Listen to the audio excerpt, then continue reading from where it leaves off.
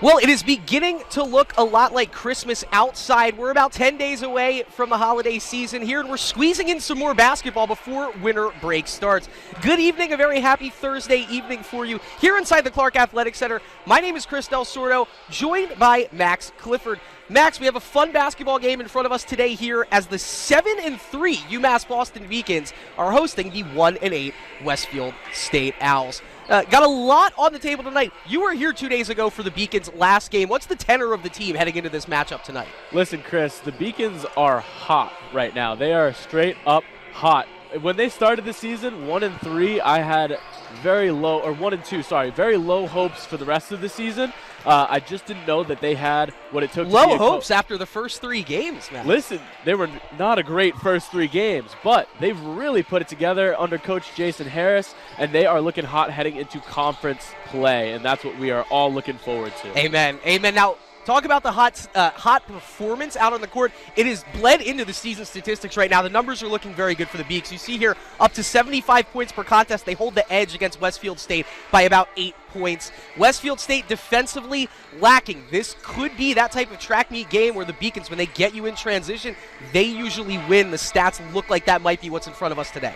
Absolutely. And listen, the story of the Beacons season is Malik Lorquette, as it has been for the last few years. He's a double-double machine, and he's going to take care of business down low. But you've also got some hot shooters in Manny Zayas and Mariano Olivier Rodriguez to look out for from three-point land. You touched on Manny Zayas. He has been a revelation. He was one of the players, in fact, starting at the beginning of the year that I'm sure he felt a little bit, you don't want to say responsible, but part of that slow start. He took it upon his shoulders. He's just a sophomore. Up to that shooting, 50% on the year, folks, 50%. And big numbers, too. We're talking 3 made three-pointers a contest. Yes, and yes, like you said, it's not a trick, that 50%. It's not 2 for 4. Right. It's not 3 for 6. It's 24 of 48 on the season, ladies and gentlemen. He shoots a lot, and he makes a lot, and he's been so impressive from 3 and from the line. Now, let's real quick. 95% at the line, you can't trade that in for anything. The Beacons as a team this year performing well at the line, and that's what sees you through at the end of close games. Malik Lorquette, one more of note, you see all of the statistical categories Malik leads. Milestone watch, we're not going to hit it today, but we're going to keep our eyes peeled. Malik Lorquette is 144 rebounds away from breaking the UMass Boston franchise record in all-time rebounds. So we're obviously going to keep our count, and this is a man that is known to haul in 20 rebound performances. You said he can't hit it tonight? Yeah, 144 You don't believe the Malik Lorquette can get 144 rebounds tonight? Well, let's see. I don't know. If you can let Westfield State put up 144 shots and maybe hold them to that 30% number that they're at on the year, it might all work out for you. Okay, we mentioned that 2 days ago, we're both a little slap happy up here in the booth. 2 days ago, the Beacons hosted Salem State for a big LEC conference victory. It was close. It was tight. We have the highlights for you. Take a look. UMass Boston men's basketball at home at the Clark Athletic Center, kicking off their 4-game stretch before the winter break against Eastern Nazarene, looking to avenge a loss last year at the last second. And the Beacons would trail 15-9 early on and then go on a massive 21-0 run to help them take control in the game. You saw Emmanuel Zayas hit a 3, and then Malik Lorquette with a tough layup there. And then Zayas kicks it out to Bobby Joy at the top of the key for 3. Nothing but net gives the Beacons their first lead of the game, 17-15. And it would continue from there as Zayas just pulls up from long range, hits yet another 3 in the first half. Tommy Burris adds his name to the three-point list with this one that goes in and out and then back in. Beacons in control by 8 would force a timeout from the Lions. Then Lorquette working one-on-one down low somehow gets that one to go.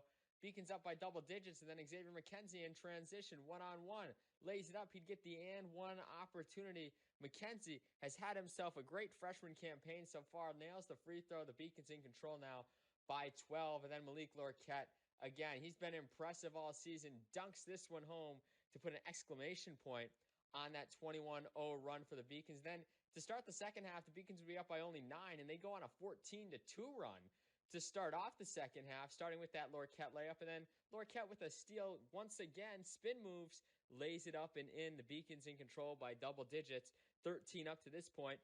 And then Zayas on the feed from Lorquette from long range hits another three-pointer. And then Mariano Olivier Rodriguez, an and one opportunity, a 4-point play as he nails that 3 from the left side.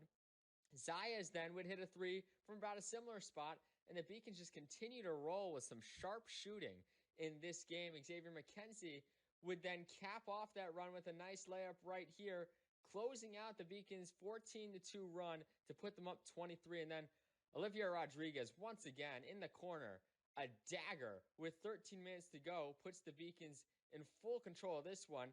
Xavier McKenzie with a nice layup on the fast break right there, and then Zayas would get yet another three from the corner. He's fouled, a 4-point play. He'd hit the free throw.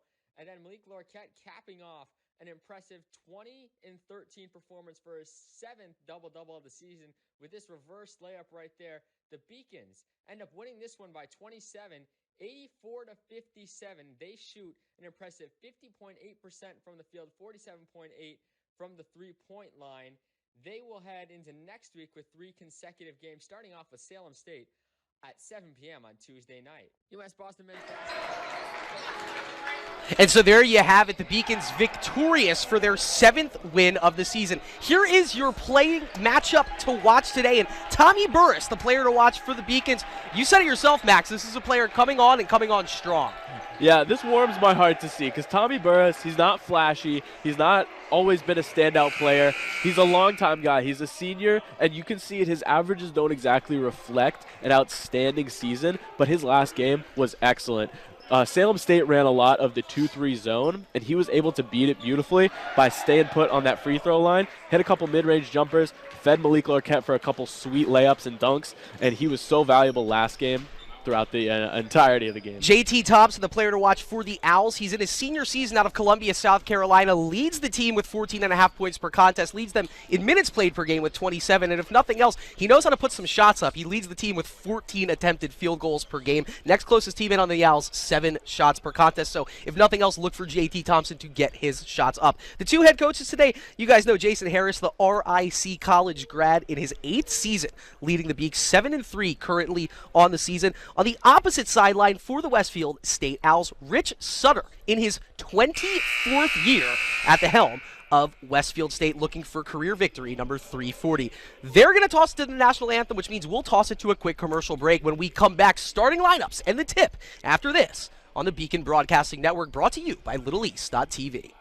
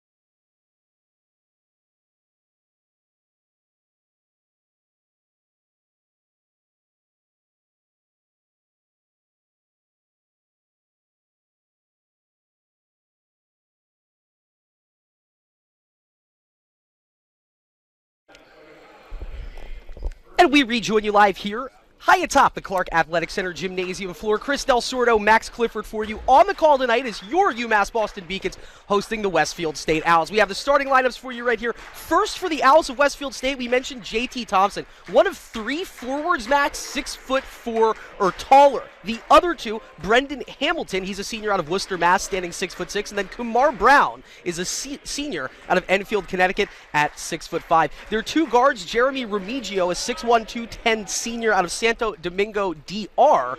Looks like a linebacker, to be honest, out there. Not a shooting guard, but he's a dangerous shooter. The Beacons are going to have to look out for big number 15 and Jeremy Remigio. And then Dejon Pendleton seems second leading scorer, a junior out of Haverhill, Mass.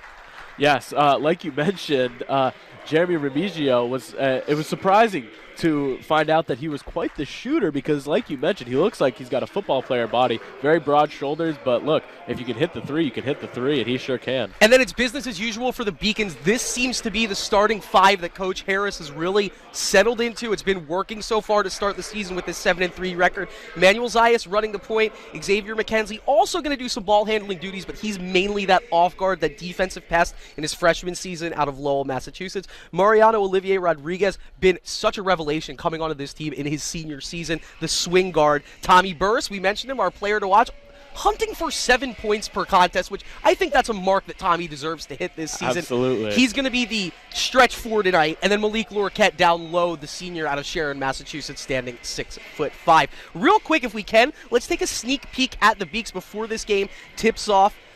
2 more games before winter break. You guys around here on Beaconville, everybody, you deserve it. So congratulations, you've almost made it. Women's basketball against Rhode Island College on Saturday at 1. The men playing the Anchorman of Rhode Island College at 3. This is a great opportunity for me to correct myself. This game will be the 3rd conference game for the Beaks when they play RIC. Salem State, not a LEC basketball conference opponent. Max found that out 2 days ago. I found it out tonight. Merry Christmas, Beaconville. Maybe you learned something today. That I sure did a couple days ago. Players are on the hardwood right here. It looks like Brendan Hamilton in the middle to take the tip along across from Malik Lorquette. Beacons in their home white on whites with the aqua numerals and lettering and a dark blue trim. Westfield State in their road navies with white lettering, numerals, and white trim. Tommy Burris to Malik Lorquette's right, referee in the center circle, tosses it up, and we are underway here in the Clark Athletic Center. Manny Zayas reaching in and tries to poke it free to the Beaks. Instead, the Owls corral the tip. It's handed off to Dejon Pendleton. He'll swing it back to Dominique Remigio, and we are underway here at the Clark. Remigio, quick little double dribble, or crossover dribble. He gets inside, lead-in shot, no good. The rebound batted around, and his last touch by the Owls. That's a good break for the Beacons. 1 possession, 1 stop. Yes, a bit of a messy play under the basket there. Goes the way of the Beacons. It's interesting to see Remigio handling the ball. You know, he's got that strong upper body. Of any of the 10 players on the court, he would be the one you would expect to back to the basket, post up at the free throw line, ask for the rock, instead making some plays with the dribble. That's JT Thompson trying to poke the ball free on the perimeter for the Owls. Beacons keep it alive, and now Xavier McKenzie, right-handed dribble, over to Zayas in the corner, trying to best the 50% mark on the season, and that he does. 25 of 49 now on the year for Manny Zayas. That's just incredible. You don't see a shooting spree held up this long into the season very often. Dejon Pendleton gets a pick, spins into some trouble here, and Xavier McKenzie, always a constant pestering defensive presence, on the ball, swings it over to Remigio. They'll go down low towards Brendan Hamilton. He'll take a dribble, tries to drive around Lorquette. No angle, forces the shot up, and Manny Zayas first to the ball there deep in the corner. He'll corral the rebound and push it ahead. McKenzie thought about pushing it in transition, pulls up on the left wing, gives it back to Zayas at the top of the key. Manny directing traffic here, holds his left hand out to the team. Angles over towards the left wing, bounces it into Lorquette. Malik in a good spot here, a little mouse in the house. Action shot is up, and it's off to the right. He had the height mismatch, and at least the size mismatch on Kamar Brown there. Couldn't get the shot to fall. Pendleton now, surveying the scene on the other end for the Owls. Looks over to Thompson. Thompson, jab step, drives the floater. That looked good, and it is good for 2. That was exactly what he needed to get over the reach of Malik Lorquette with those long arms, and he put it in perfectly. 14.5 points per contest. You can see how he gets it. Olivier Rodriguez testing the outside shot. It misses short. Zayas first to it. Zayas spinning, dribbles into some trouble, tries to float a pass out to McKenzie. It's tipped by Thompson. He gets it on the fast break. Euro step, and it's poked free by Zayas, but not legally. It's going to be a foul against Manny for the contest's first. And I believe that will be on the shot, so it sends Thompson to the line, shooting 2. Well, JT Thompson, we mentioned he's a dangerous player. He does lead the team in points per contest. You know, you can get 14.5 points per contest when you shoot 13.5 shots per night, but this is a very efficient-looking player in the early minutes of this contest. Oh, absolutely. And he's looking like their best ball handler, just as advertised. So he hits the first free throw to knot this game up at 3 apiece. Resetting the court right now for you. Starting 5 out for both sides here. It's Dijon Pendleton, Kamar Brown, Jeremy Remigio, Brendan Hamilton, and at the line, JT Thompson for the Owls. He makes both, so Westfield State leads 4-3. Xavier McKenzie on the ball for the Beaks. He's joined by Tommy Burris, Emmanuel Zayas, Malik Lorquette, and Mariano Olivier Rodriguez. Tit for tat here in the early going. Is that not necessarily a makeup call, but that's an easy whistle right in front of the referee, and Dijon Pendleton, the guilty party for Westfield State. For sure. Interesting to see Xavier McKenzie with primary ball handling duties early on. He usually takes over when Manny isn't on the court, but they're sharing tonight. Almost dribbled himself into some trouble there. Instead breaks the double team, and the Beacons now have an uneven perimeter here to try and get something inside. Zay is fronted by Remigio, losing the size advantage handily, but it gets inside to McKenzie. Pull and pop, and he got it.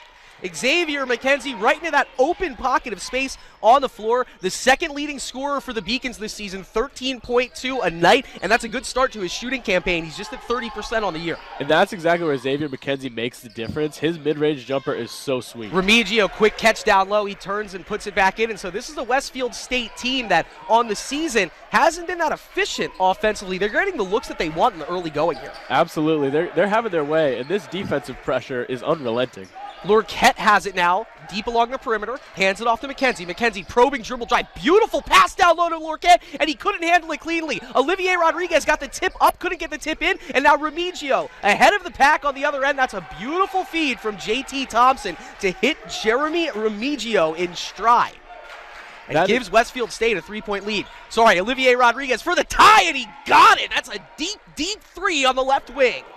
So impressive from what Mariano Olivier Rodriguez has been able to do across the last few games. He is really coming into his own as a three-point shooter. 31% on the season, 1 of 2 on the night, and that was big. He didn't hesitate at all. He saw the opportunity to tie the game up potentially, went with the stroke, hit it in transition, and we're tied back up at 8. Absolutely. So here's JT Thompson. He's had a fun start to the contest for Westfield State. He's got 4 of their 8, hands it off to Brendan Hamilton. That shot long from the elbow. Quick rebound by McKenzie. He already has 3 rebounds tonight, and he'll hand it off to Manny Zayas. Manny surveying the scene, decides to peel back ever so slightly. We'll have our first look at a Westfield State sub. They'll have plenty of those tonight. Absolutely. McKenzie tries to probe in. He'll peel it back. Still 15 on the shot clock. Now Xavier. Across from Remigio. Tries to get past him. Can't quite do it with the head fake, and so now it's Olivier Rodriguez. Lorquette to Zayas. Manny on the deck, back to Malik, 2 to shoot. Malik spins, he lost it anyway. It would have been a shot clock violation regardless. Instead, it's a big steal for Pendleton. Pendleton now has Hamilton. No, Zayas with the steal. Zayas splits the defense, and look at that. He's going to go coast to coast and lay it in for 2. Did you think he had that speed to get through the 2 defenders like that? Man, I know he's fast, but oh my goodness, out alone, he got out in front of everybody to get that layup. We are 10-8 Beacons right now. Both teams shooting Beacons now 4 of 7 from the floor. Westfield State 3 of 6. I think both coaches would like those shooting numbers if you told them, hey, first 5 minutes going to look pretty good for both of you. Absolutely. Hamilton spinning on Lorquette. That's a great move. Once again, he back rims it. 2 good low post moves for Brendan Hamilton, but 2 near misses. Rodriguez, hot spot 3. It goes just long, and Hamilton, very good job boxing out around Malik Lorquette. Usually that's easy money for Malik on the down low block, and instead, Hamilton, 6'6" and looking like it on that play. Same story as last time. A bit of a slow start from Malik Lorquette, but that doesn't mean much down the stretch. There's Brendan Hamilton. I mentioned he looks good on the low post, and that's another good-looking low post move. Remigio gets the assist, and this Westfield State Owls team had struggle scoring coming into this game. Doesn't look like it so far. We're tied at 10 apiece. Zayas holding on for a second before getting it back to Mariano Olivier Rodriguez. They're trying to get it down low to Malik. He's not open. That's a late whistle. That seems like a pretty just foul call as the whistle going to go against number 22, Brendan Hamilton. And that will take us to our first media timeout of the contest. Jerry McManus going to be entering the game when we return. But right now, 14:25 on the clock. Beacons, Owls, knotted up at 10. More after this on the Beacon Broadcasting Network, brought to you by LittleEast.tv. Passion's love. Passion is love for what you do. Because I think when you face challenges, it comes down to how much you want it and how much you love it. Passion is what keeps you going forward. Seeing so many people that were like-minded and so hardworking in their sport and academics, being surrounded by like-minded people makes you want to be more passionate. I think it pushes you to a different level that maybe you didn't think you had, and you can do the best of both worlds and love all of it.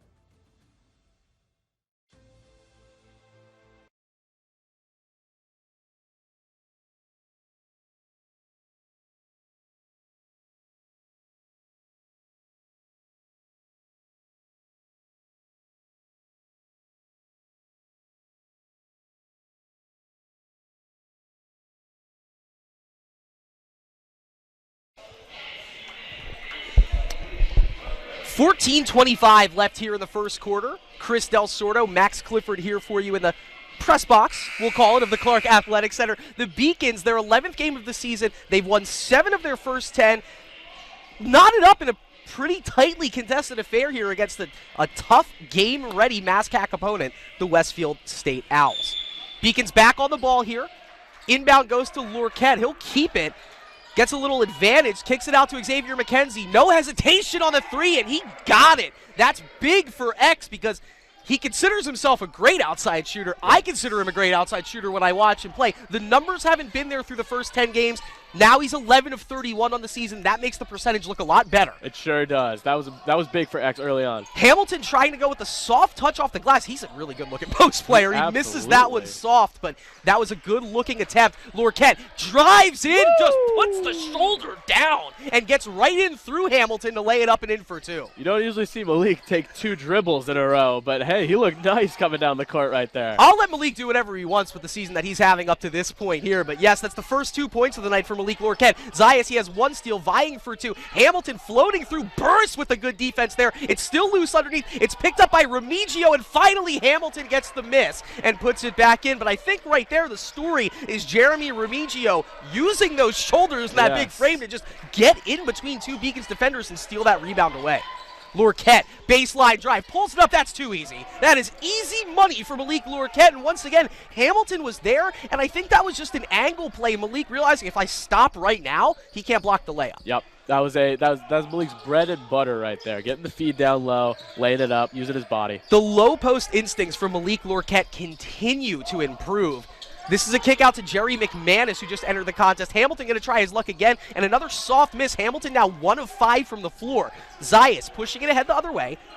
Peels back right at the tip of the light on the Beacon logo. I always think that would be a great spot to pull for 3, but we're not at that point of the contest yet. Zayas on the right wing, looks down low, and here's Lorquette.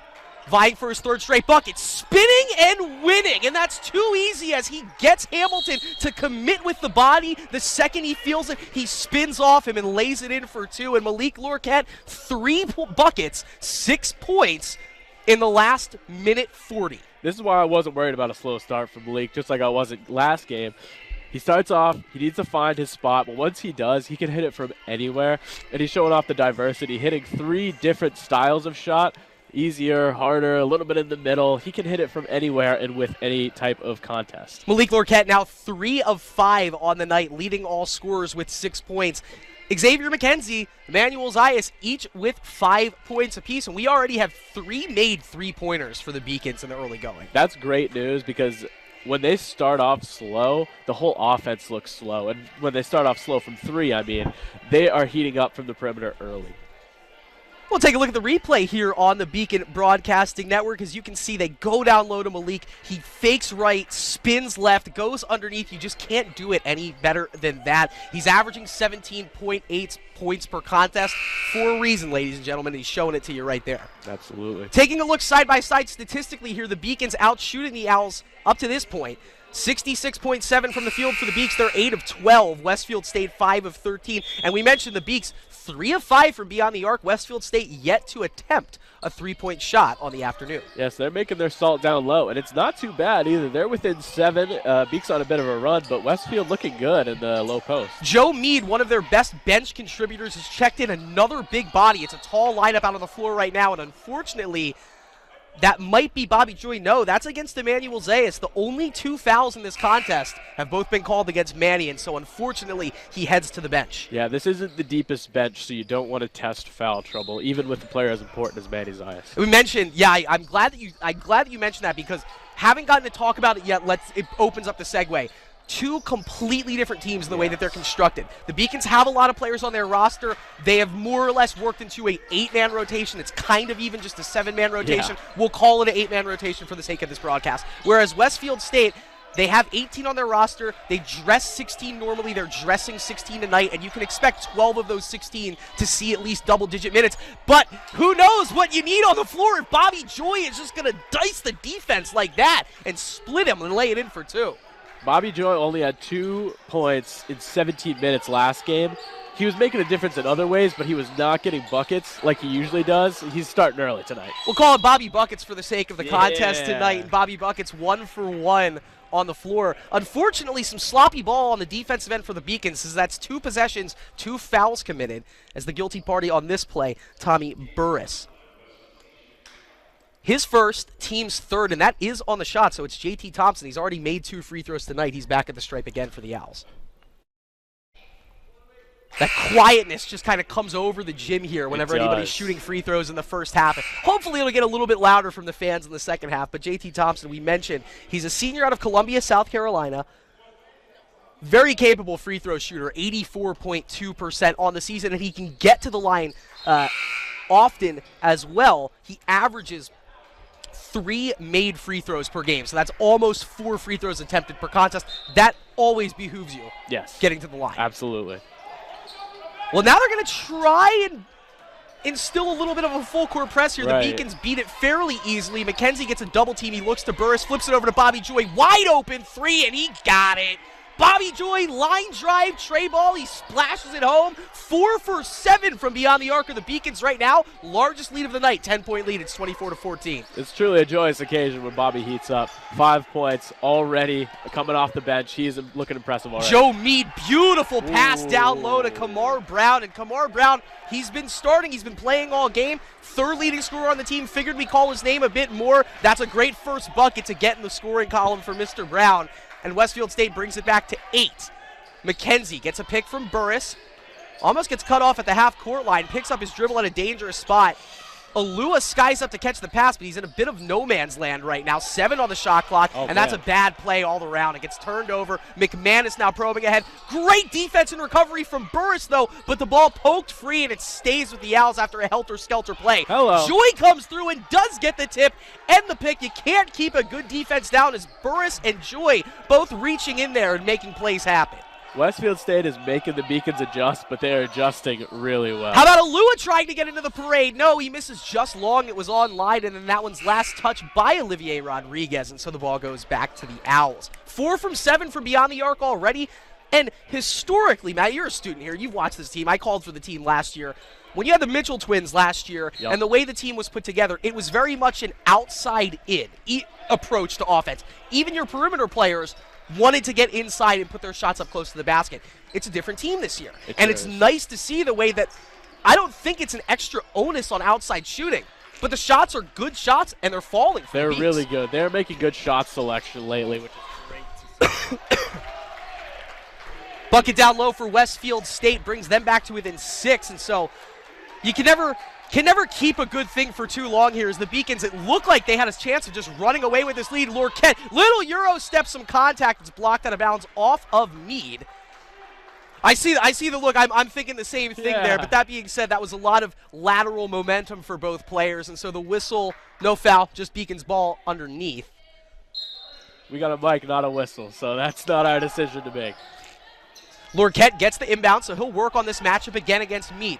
Now he puts it on the ground, spinning. What an angled, reach-in, scooping shot. Okay, not one to do the crazy comparisons. Yes. But in the NBA, let's look at McManus fires a 3 and gets the funky rattle in off the rim and gets it to go to bring Westfield State back to within 5. That, with the player using his length and reach to simply reach up near the hoop and lay it in, a little bit of Giannis to him in that bucket right there. I was thinking the same thing. Cool. That was the long arms. Look at Xavier McKenzie make it happen himself. The 3 almost drops for Mariano. Xavier pokes it free. Beacons have to be at over 6 steals at least on the contest up to this point. We'll check on that and effort you that live stat momentarily. But defense to offense, that is the trademark, the hallmark of Xavier McKenzie's game, at least as it's developed in his first 11 career games here on Beaconville.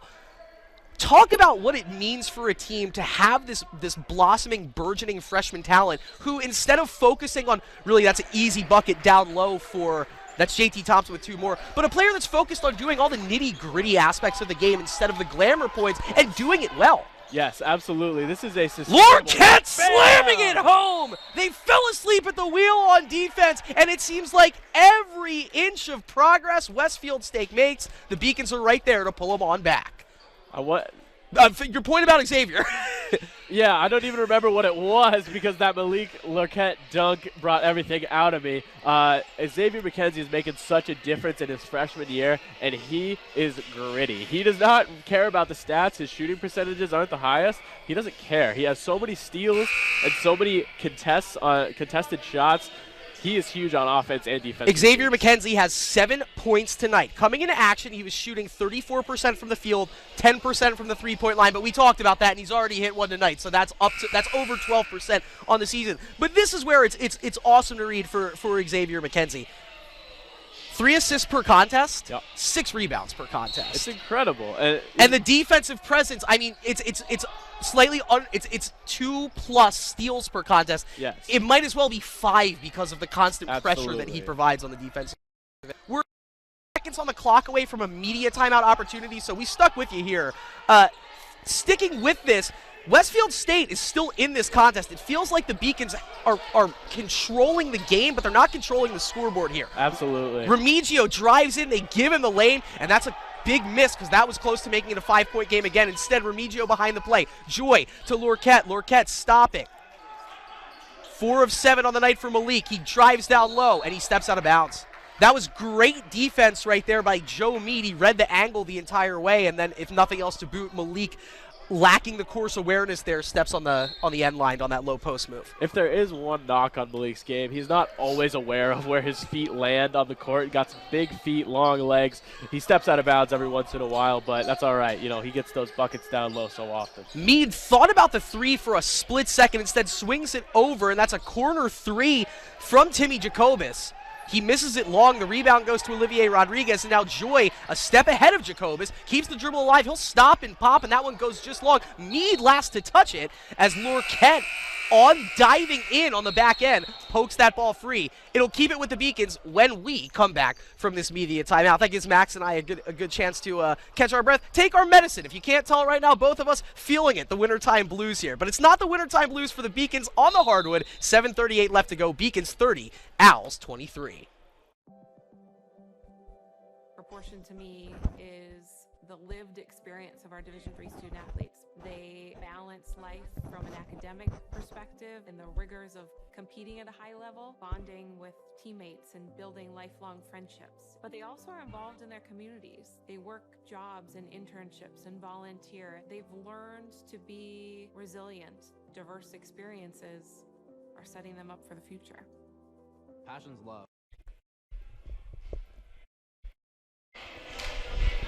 We'll take a look here at a couple of beautiful Malik Lorquette buckets. He's having himself a night here in the first half, working on Joe Mead right there, spinning and winning. And then in transition, no one on him, might as well just flush it home. Malik Lorquette leading all Beacon scorers with 8. Xavier McKenzie right behind him with 7. And Emmanuel Zayas contributing 5 points. Max, the Beacons leading 30-23 here, looking for their 8th win of the season in 11 games. And albeit against a 1-8 opponent, this game, the scoreboard, it's not as close as the scoreboard's making it look like. That's at least what it feels like right now. How do the Beacons ultimately finally run away with this? Yeah, absolutely. I mean, Westfield State is not exactly what their record says. I mean, they have played a couple of ranked opponents. They haven't played any conference games yet either. That's yeah. worth Wow. noting. Yet to play any conference games. We'll talk on that in a second, but the point to be said about this Westfield State team not matching their record necessarily. Yes, absolutely. They are better than their record says they are. They played a really strong out-of-conference schedule, and they're showing it tonight. But I don't think they match up with the Beacons, and I think that will start to show down the stretch. As long as the Beacons keep taking those good shots from outside, but opting for down low when it's not quite there, that's huge down the stretch. Joe Mead a little too strong on the first free throw attempt. Mead is a senior out of Westfield, Massachusetts.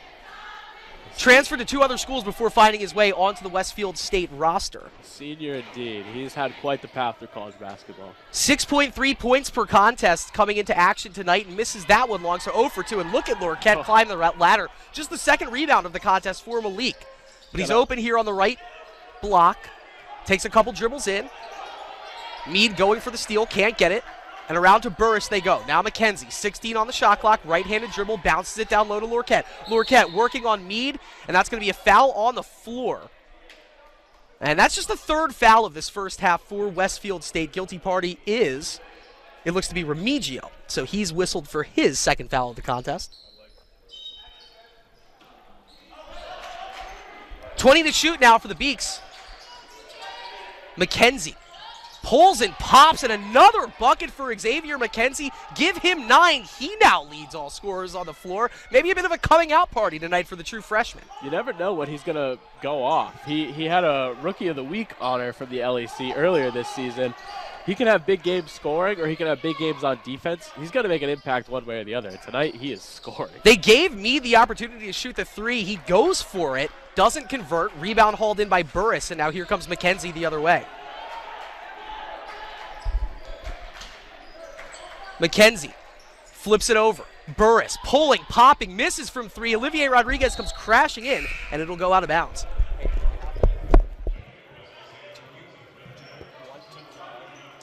If not, you don't have to say anything. All right, I'll be right back. Guys, I'm sorry. Chris is going to step out for a minute. So this is Max Clifford with you. Transition from color commentary to play-by-play. Remigio bringing the ball up the court here for the Owls. He passes it off to Thompson. Thompson to Brendan Hamilton. Hamilton looking, can't find anybody. The Beacon's press is working quite well. And a bucket for the Owls brings them within 7. How am I sounding now? How about now? Yeah, okay, there we are. Welcome back, Beaconville. I'm Max Clifford on the call with you here as a turnover from the Beacons gives the Owls a possession. Timmy Jacobus going to inbound to Remigio. Remigio bringing the ball up for the Owls. A errant pass from Remigio gets into the hands of Mariano Olivier Rodriguez, who can't quite finish, and Xavier McKenzie can't quite get the rebound.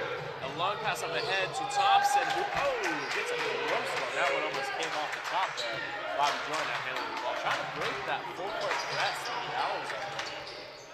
McKenzie passes a bit off target there down low, and another turnover for the Beacons. Not what they want to see. Man, a few sloppy possessions back to back with both teams. The Owls turning the ball over, giving it back to the Beacons. The Beacons back to the Owls. The Owls give it right back again. This one will stay with Westfield State up in the bucket.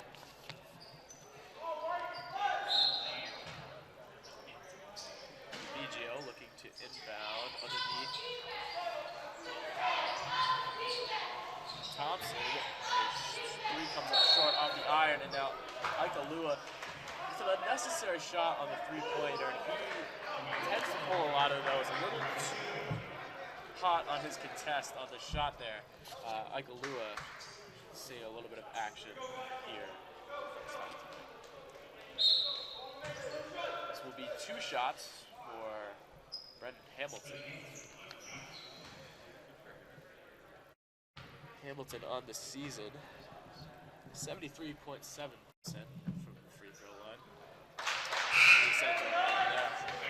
Strong free throw shooters from Westfield State. They'll take the free ones when they can get them, especially playing with this lead that's a little bit closer than we expected early on. Beacons leading by just 4 now. Brendan Hamilton to shoot the second.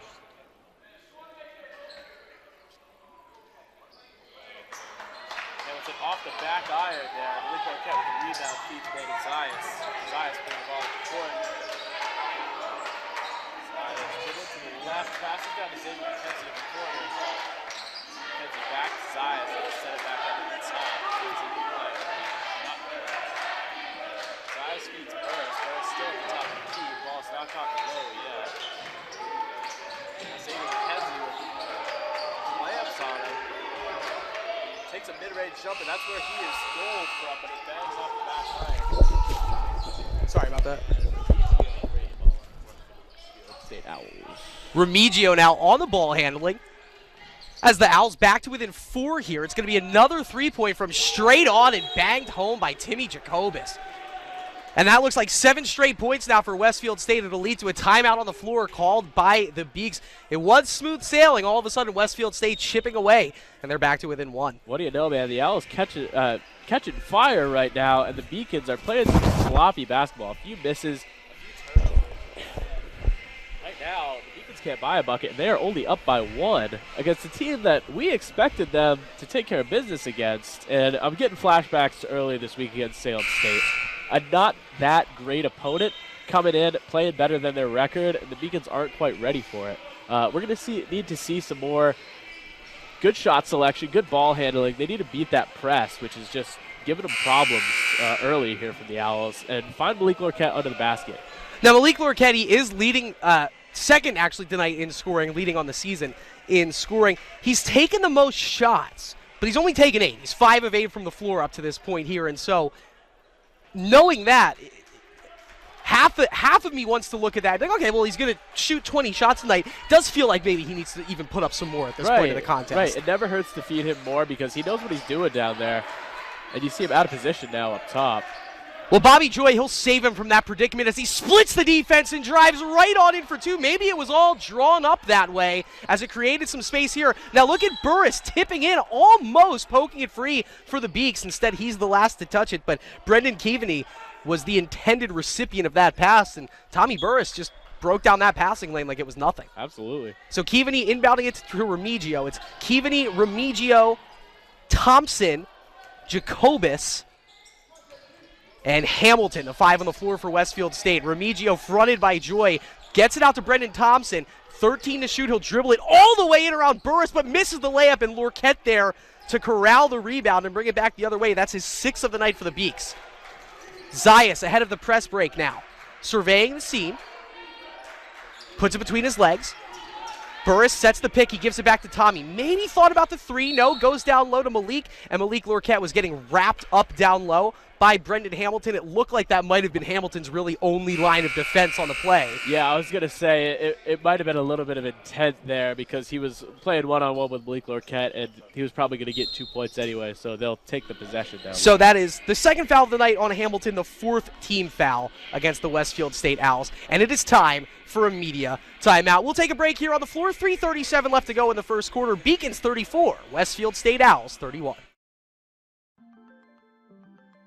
Proportion to me is the lived experience of our Division III student athletes. They balance life from an academic perspective and the rigors of competing at a high level, bonding with teammates and building lifelong friendships. But they also are involved in their communities. They work jobs and internships and volunteer. They've learned to be resilient. Diverse experiences are setting them up for the future.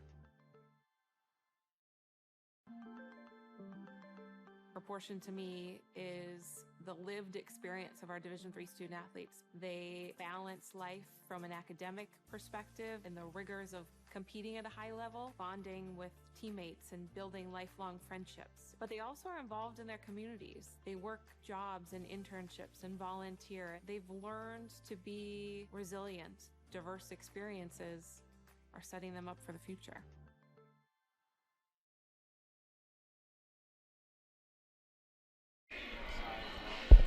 3:37 left to go here in a back-and-forth first half. The Beacons looking for win number 8 on the season, leading the Westfield State Owls 34-31. McKenzie gets the inbound pass, looks to Lorquette. Lorquette one-on-one, this time against J.T. Thompson, puts it on the deck. Now back to the basket, spinning, drawing some contact, and he will head to the line. Pardon me, that was Kamar Brown applying the defensive pressure, and Brown, the guilty party on the defensive end. Foul number 2 for the senior out of Enfield, Connecticut. And Westfield State had been doing a great job staying out of foul trouble. I remember looking up at the clock with under 8 minutes left to go. They only committed 2 fouls. That's 3 fouls in the past couple of minutes against the Owls. Yeah, that's trouble. Usually you look to the center as a person you want to put on the free throw line, but in his last game, Malik Lorquette went 5 for 6 from the free throw stripe. And Max avoiding the broadcaster jinx for the first free throw as Malik hits that one. Maybe being a little bit generous, but Malik is 54% on the season, and he had a bulk of last season where he was under the 50% line. Yes. And at this point, when you're that solid of a contributor the way that Malik is, you know, anyone's fine with whatever he does at the free throw line. Right. But it feels better when you're making over 50%. I'm sure 55 is the next plateau that Malik's going to try to hit on the season. Definitely, definitely. He's such a well-rounded player in so many other areas. He'd certainly like to pick up that free throw. Dejan Pendleton now a couple steps inside the three-point line, hands it over to Keaveney. Brown back to Keaveney, puts it on the deck, fake the shot. Burris, some tight defense on him, nowhere to go, and just 4 to shoot now. Pendleton over to Keaveney, the lefty three from straight on, and he hits it. Westfield State, they hadn't even attempted a three in the first 10 minutes of the action. They have made 3 threes in the last 4 minutes, and that is what brought them back into this contest. The Beacons have held a 10-point lead here in the first half. Their lead right now just 35-34. Those big threes make a difference, and they're hitting them really nicely right now. Bobby Joy, a couple of buckets driving into the lane. Now it's going to be Xavier McKenzie. He's 1 of 1 from the night. Make it 1 for 2. He misses short. Pushing the pace for the Owls is Dejan Pendleton. He gets cut off on the block. Tries to pass it into Remigio. The pass gets tipped and stolen. Lorquette to McKenzie. Back to Lorquette. Ahead of the pack, and he slams it for 2. Hey, a good deed, it gets rewarded in basketball as he got the steal, gets it to X, and X gets it right back to a running Lorquette for the slam dunk. There's nothing more fun to watch than Malik Lorquette in the open court. 12 points now for Malik. Remigio, that's for the tie, and he got it. I told you he was a shooter, and they let him take the three with 2 minutes left to go. Our first tie since nothing, Max. It's 37. These Owls have stormed back. It looked like they were out of it for a little while. You mentioned down by 10. Look at this, a tied game after hitting 4 threes. Jeremy Remigio, 44.4% from beyond the arc on the season. He hits a huge three-pointer right there and ties this game back up at 37 apiece. It's been a balanced scoring effort across the board for Westfield State here. Update you that momentarily as Zayas ahead of the pack, pulls, pops, and gets the soft touch on the front iron, putting the Beacons back up by 2.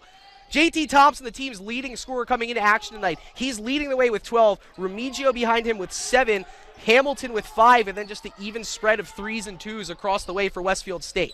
They are not being stingy with it at all. They're getting the right shot and the right look, and that's why they're back in this game right now. Speaking of right looks, nobody fronting Brendan Keaveney as he runs right on through 2 Beaks.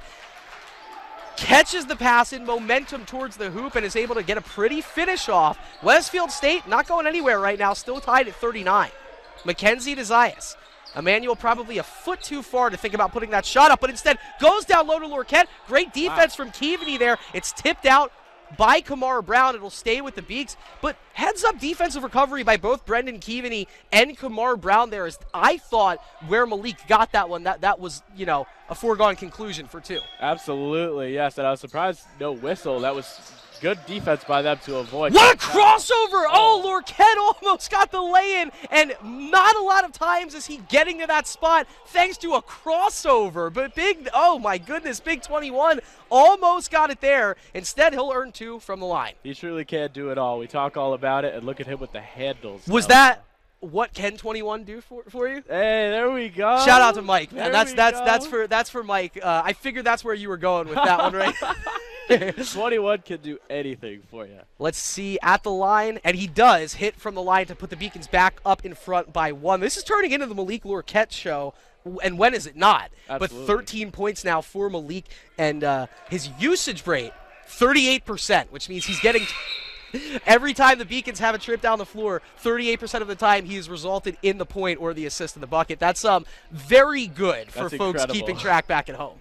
Especially for a guy who stays down low so often. He's not getting a ton of assists. Wanted to ask you about this kid, Eric Donaldson, in for the Beaks right now, the 6'8" freshman out of East Longmeadow, Massachusetts, getting some more playing time game by game here in his freshman season, and you can't mistake his height out there on the floor. What do you want to see out of Eric in this last minute? He'll probably close out the half down low for the Beaks.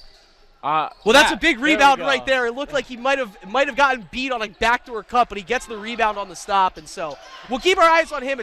You love seeing a player with height like that, and Manny Zayas, you love seeing a player with a shooting stroke like that. He is now 26 of 51 on the year, 2 of 3 on the night, and the Beacons back up 5. Blowing my mind the streak that Manny Zayas is on right now, and we see Eric Donaldson almost as fast as he came on. He's coming right off, but you do like to see some height out there, especially for the Beacons, who are not the tallest team you're going to see. Well, you know that Malik Lorquette's gone after this year, too, and so you do have to figure out who is going to be that anchor in the middle to help you with the low post offense, and 6'8" doesn't grow on trees. No, it does not. Here's Lorquette, 14 points on the night. 15 points on the night now after that second free throw. Gets it back to Zayas. There's an 8-second differential between the game clock and shot clock. Zayas has a left side screen from Lorquette, gets a double screen, gets fronted by Remigio. Mariano's open. Instead, it's going to be McKenzie. McKenzie pulls at the buzzer, and he got it! Oh, what a shot from McKenzie! Difficult angle, and he hits. It puts the Beacons up by 8, and it's tipped out. What a defensive play by Zayas to give the Beacons the ball back with 1.1. Xavier McKenzie, welcome to the club, man. You know what they say about X? He's going to give it to you if you give him the opportunity. We're feeling it, folks. Watch out. Watch out. All right, 1.1. Are the Beaks going to put a shot up? Let's see the inbounds to Lorquette at the buzzer. No. Oh. Well, that would have been too good to be true. What an end to the first half, though. Up until the 2-minute mark, it was nervous energy for us up here. The Beacons were holding a 1-point lead. Westfield State tied it even at 37 apiece. The Beacons a 10-2 run to close out the first half, and they lead 47-39. One quick note before we toss it to breakbacks.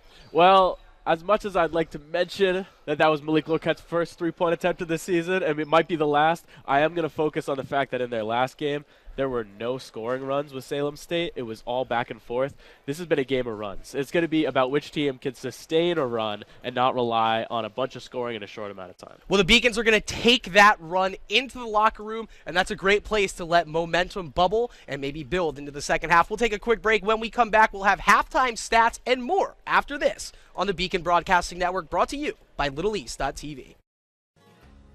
The 5-campus UMass system is the university that educates the workforce of Massachusetts. We recognize that we are truly here for a reason, and that recognition inspires us and drives us every single day. Responsibility is being accountable for your words and actions, first and foremost. It also is an obligation to be a positive influence in the communities around you. Being in a D3 program, you're going to have lots of different opportunities. You're not just an athlete, you're also involved in student life. Your academics are extremely important. We give a lot of our student athletes responsibilities right from the start by giving them leadership opportunities, by having them engage in the community, be a positive influence. That's being a responsible person. I believe sportsmanship is it's a mutual admiration and respect for your fellow competitors. We all go through a lot to reach the point where we compete against one another. It's important to realize that. So once we're finally on the field or on the court or on the starting block, we look at each other as fellow human beings and not just competitors. Being able to recognize the hard work that other athletes are putting in creates a more positive and inclusive environment. Comprehensive learning is being able to adapt to experiences and apply the things that I learned. Being an athlete and juggling academics helped me grow as a person, and things that I've learned, I was able to apply it in another field, putting them into everyday life. Developing comprehensive learning helped me prioritize certain things to make sure I get to where I want to be. Paris changed my life, and I got there through UMass. Those very specific seminal moments in Paris, the subway. A man in a tuxedo walked in, and a woman in a long gown. And it was stunning. It all hit me. It was like a lightning bolt. There was this world of beauty and style that I wanted to be a part of. That was the beginning of the journey. And that all came through the University of Massachusetts. And that was really a key moment for me. That's one of those moments you never forget. The University of Massachusetts Boston. It's just minutes from downtown, and the Princeton Review calls it one of the best values in the country. A nationally recognized institution of academic excellence and research, UMass Boston offers more than 150 undergraduate and graduate programs, 16 Division III sports, and more than 100 student organizations. To learn more about the opportunities waiting for you at UMass Boston, visit in person or online. UMass Boston, a research university with a teaching. Well, it's halftime here at the Clark Athletic Center. Your Beacons leading the Westfield State Owls 47-39 after a very fun first half of basketball. The Beacons were victorious over the weekend against Eastern Nazarene College. We have the highlights for you. Take a look. UMass Boston men's basketball at home at the Clark Athletic Center, kicking off their 4-game stretch before the winter break against Eastern Nazarene, looking to avenge a loss last year at the last second. And the Beacons would trail 15-9 early on and then go on a massive 21-0 run to help them take control in the game. You saw Emmanuel Zayas hit a three, and then Malik Lorquette with a tough layup there. And then Zayas kicks it out to Bobby Joy at the top of the key for three. Nothing but net gives the Beacons their first lead of the game, 17-15, and it would continue from there as Zayas just pulls up from long range, hits yet another three in the first half. Tommy Burris adds his name to the three-point list with this one that goes in and out and then back in. Beacons in control by 8, would force a timeout from the Lions. Then Lorquette working one-on-one down low, somehow gets that one to go. Beacons up by double digits, and then Xavier McKenzie in transition, one-on-one, lays it up. He'd get the and one opportunity. McKenzie has had himself a great freshman campaign so far, nails the free throw. The Beacons in control now by 12, and then Malik Lorquette, again, he's been impressive all season, dunks this one home to put an exclamation point on that 21-0 run for the Beacons. Then to start the second half, the Beacons would be up by only 9, and they go on a 14-2 run to start off the second half, starting with that Lorquette layup, and then Lorquette with a steal once again, spin moves, lays it up and in. The Beacons in control by double digits, 13 up to this point. And then Zayas on the feed from Lorquette from long range hits another three-pointer. And then Mariano Olivier Rodriguez, an and one opportunity, a 4-point play as he nails that three from the left side. Zayas then would hit a three from about a similar spot, and the Beacons just continue to roll with some sharp shooting in this game. Xavier McKenzie would then cap off that run with a nice layup right here, closing out the Beacons' 14-2 run to put them up 23. And then Olivier Rodriguez, once again, in the corner, a dagger with 13 minutes to go, puts the Beacons in full control of this one. Xavier McKenzie with a nice layup on the fast break right there, and then Zayas would get yet another three from the corner. He's fouled, a 4-point play. He'd hit the free throw.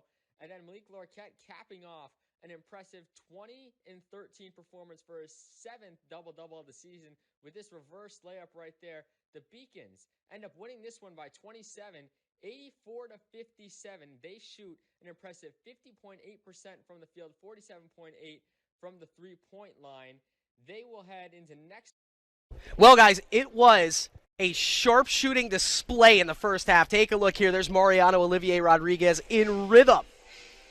And then Xavier McKenzie, one of his two on the night. Bang. Emmanuel Zayas.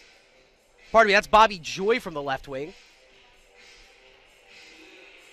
Then here's Emmanuel Zayas bringing it up in transition, getting the pick from Donaldson, pulling and popping. He's yet to miss tonight.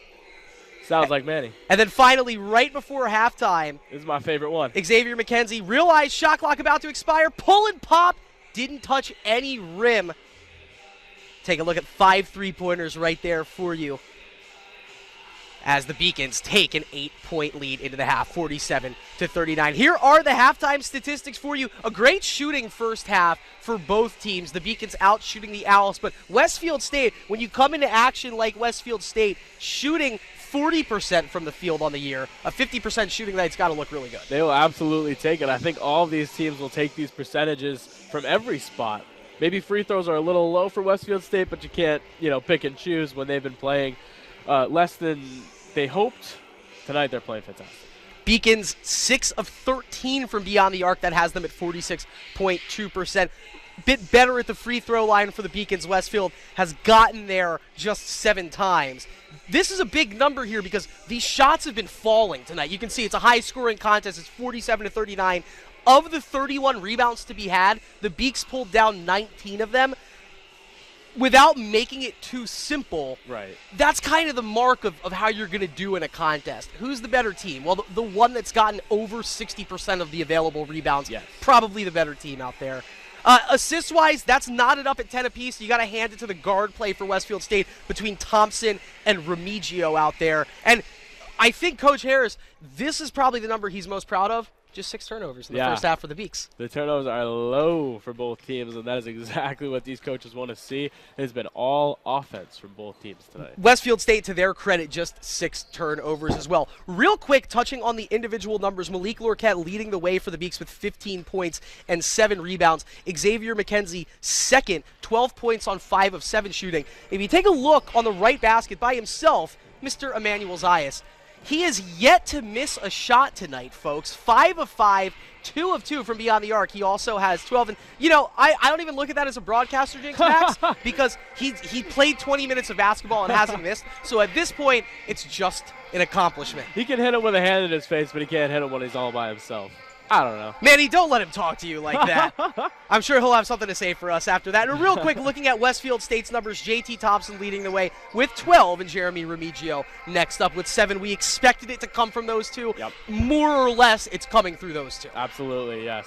So we look at the clock right here, about 5.5 minutes left to go until the start of the second half. We'll toss it to commercials, pay some more bills here around Beaconville. Yes. We'll come back in 5.5 minutes for what should be a very exciting half number 2. For Max Clifford, I'm Chris Del Sordo. Don't go far. We'll be back in about 5 minutes. At halftime, it's the Beacons 47, the Owls 39. Second half after this on the BBN. Proportion to me is the lived experience of our Division III student athletes. They balance life from an academic perspective and the rigors of competing at a high level, bonding with teammates and building lifelong friendships. But they also are involved in their communities. They work jobs and internships and volunteer. They've learned to be resilient. Diverse experiences are setting them up for the future. Passion's love. Proportion to me is the lived experience of our Division III student athletes. They balance life from an academic perspective and the rigors of competing at a high level, bonding with teammates and building lifelong friendships. But they also are involved in their communities. They work jobs and internships and volunteer. They've learned to be resilient. Diverse experiences are setting them up for the future. The 5-campus UMass system is the university that educates the workforce of Massachusetts. We recognize that we are truly here for a reason, and that recognition inspires us and drives us every single day. Responsibility is being accountable for your words and actions, first and foremost. It also is an obligation to be a positive influence in the communities around you. Being in a D3 program, you're going to have lots of different opportunities. You're not just an athlete, you're also involved in student life. Your academics are extremely important. We give a lot of our student athletes responsibilities right from the start by giving them leadership opportunities, by having them engage in the community, be a positive influence. That's being a responsible person. I believe sportsmanship is it's a mutual admiration and respect for your fellow competitors. We all go through a lot to reach the point where we compete against one another. It's important to realize that. So once we're finally on the field or on the court or on the starting block, we look at each other as fellow human beings and not just competitors. Being able to recognize the hard work that other athletes are putting in creates a more positive and inclusive environment. Comprehensive learning is being able to adapt to experiences and apply the things that I learned. Being an athlete and juggling academics helped me grow as a person, and things that I've learned, I was able to apply it in another field, putting them into everyday life. Developing comprehensive learning helped me prioritize certain things to make sure I get to where I want to be. Paris changed my life, and I got there through UMass.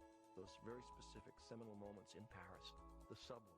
A man in a tuxedo walked in, and a woman in a long gown. And it was stunning. It all hit me. It was like a lightning bolt. There was this world of beauty and style that I wanted to be a part of. That was the beginning of the journey. And that all came through the University of Massachusetts. And that was really a key moment for me. That's one of those moments you never forget. The University of Massachusetts Boston. It's just minutes from downtown, and the Princeton Review calls it one of the best values in the country. A nationally recognized institution of academic excellence and research, UMass Boston offers more than 150 undergraduate and graduate programs, 16 Division III sports, and more than 100 student organizations. To learn more about the opportunities waiting for you at UMass Boston, visit in person or online. UMass Boston, a research university with a teaching soul. Celebrate the soggy shoes and the slow starts. Celebrate the lessons learned along the way.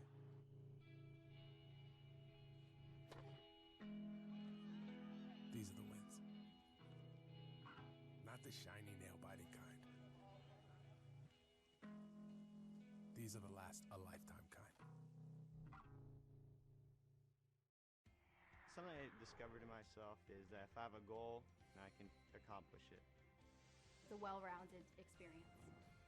At a Division III school, you primarily a student athlete, so the school is really shaped around you developing yourself as a complete individual.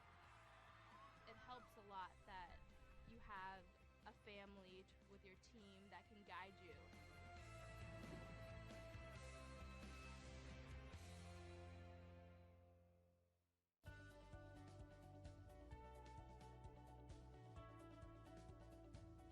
I just wanted to get good grades and to do well. But it also made me realize that I have a lot of career goals. You're there to get a full college experience, not only participate in your sport, but participate in things outside of that. And it's all about growing as a person. My coaches have helped me with figuring out who I really am. Their lives are dedicated for us to succeed.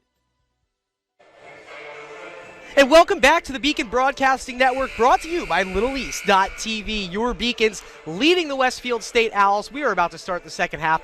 I'm Chris Del Sordo. He is Max Clifford. And Max, the Beacons ended that first half on a 10-2 run. It was a very nip-and-tuck first half up until that point.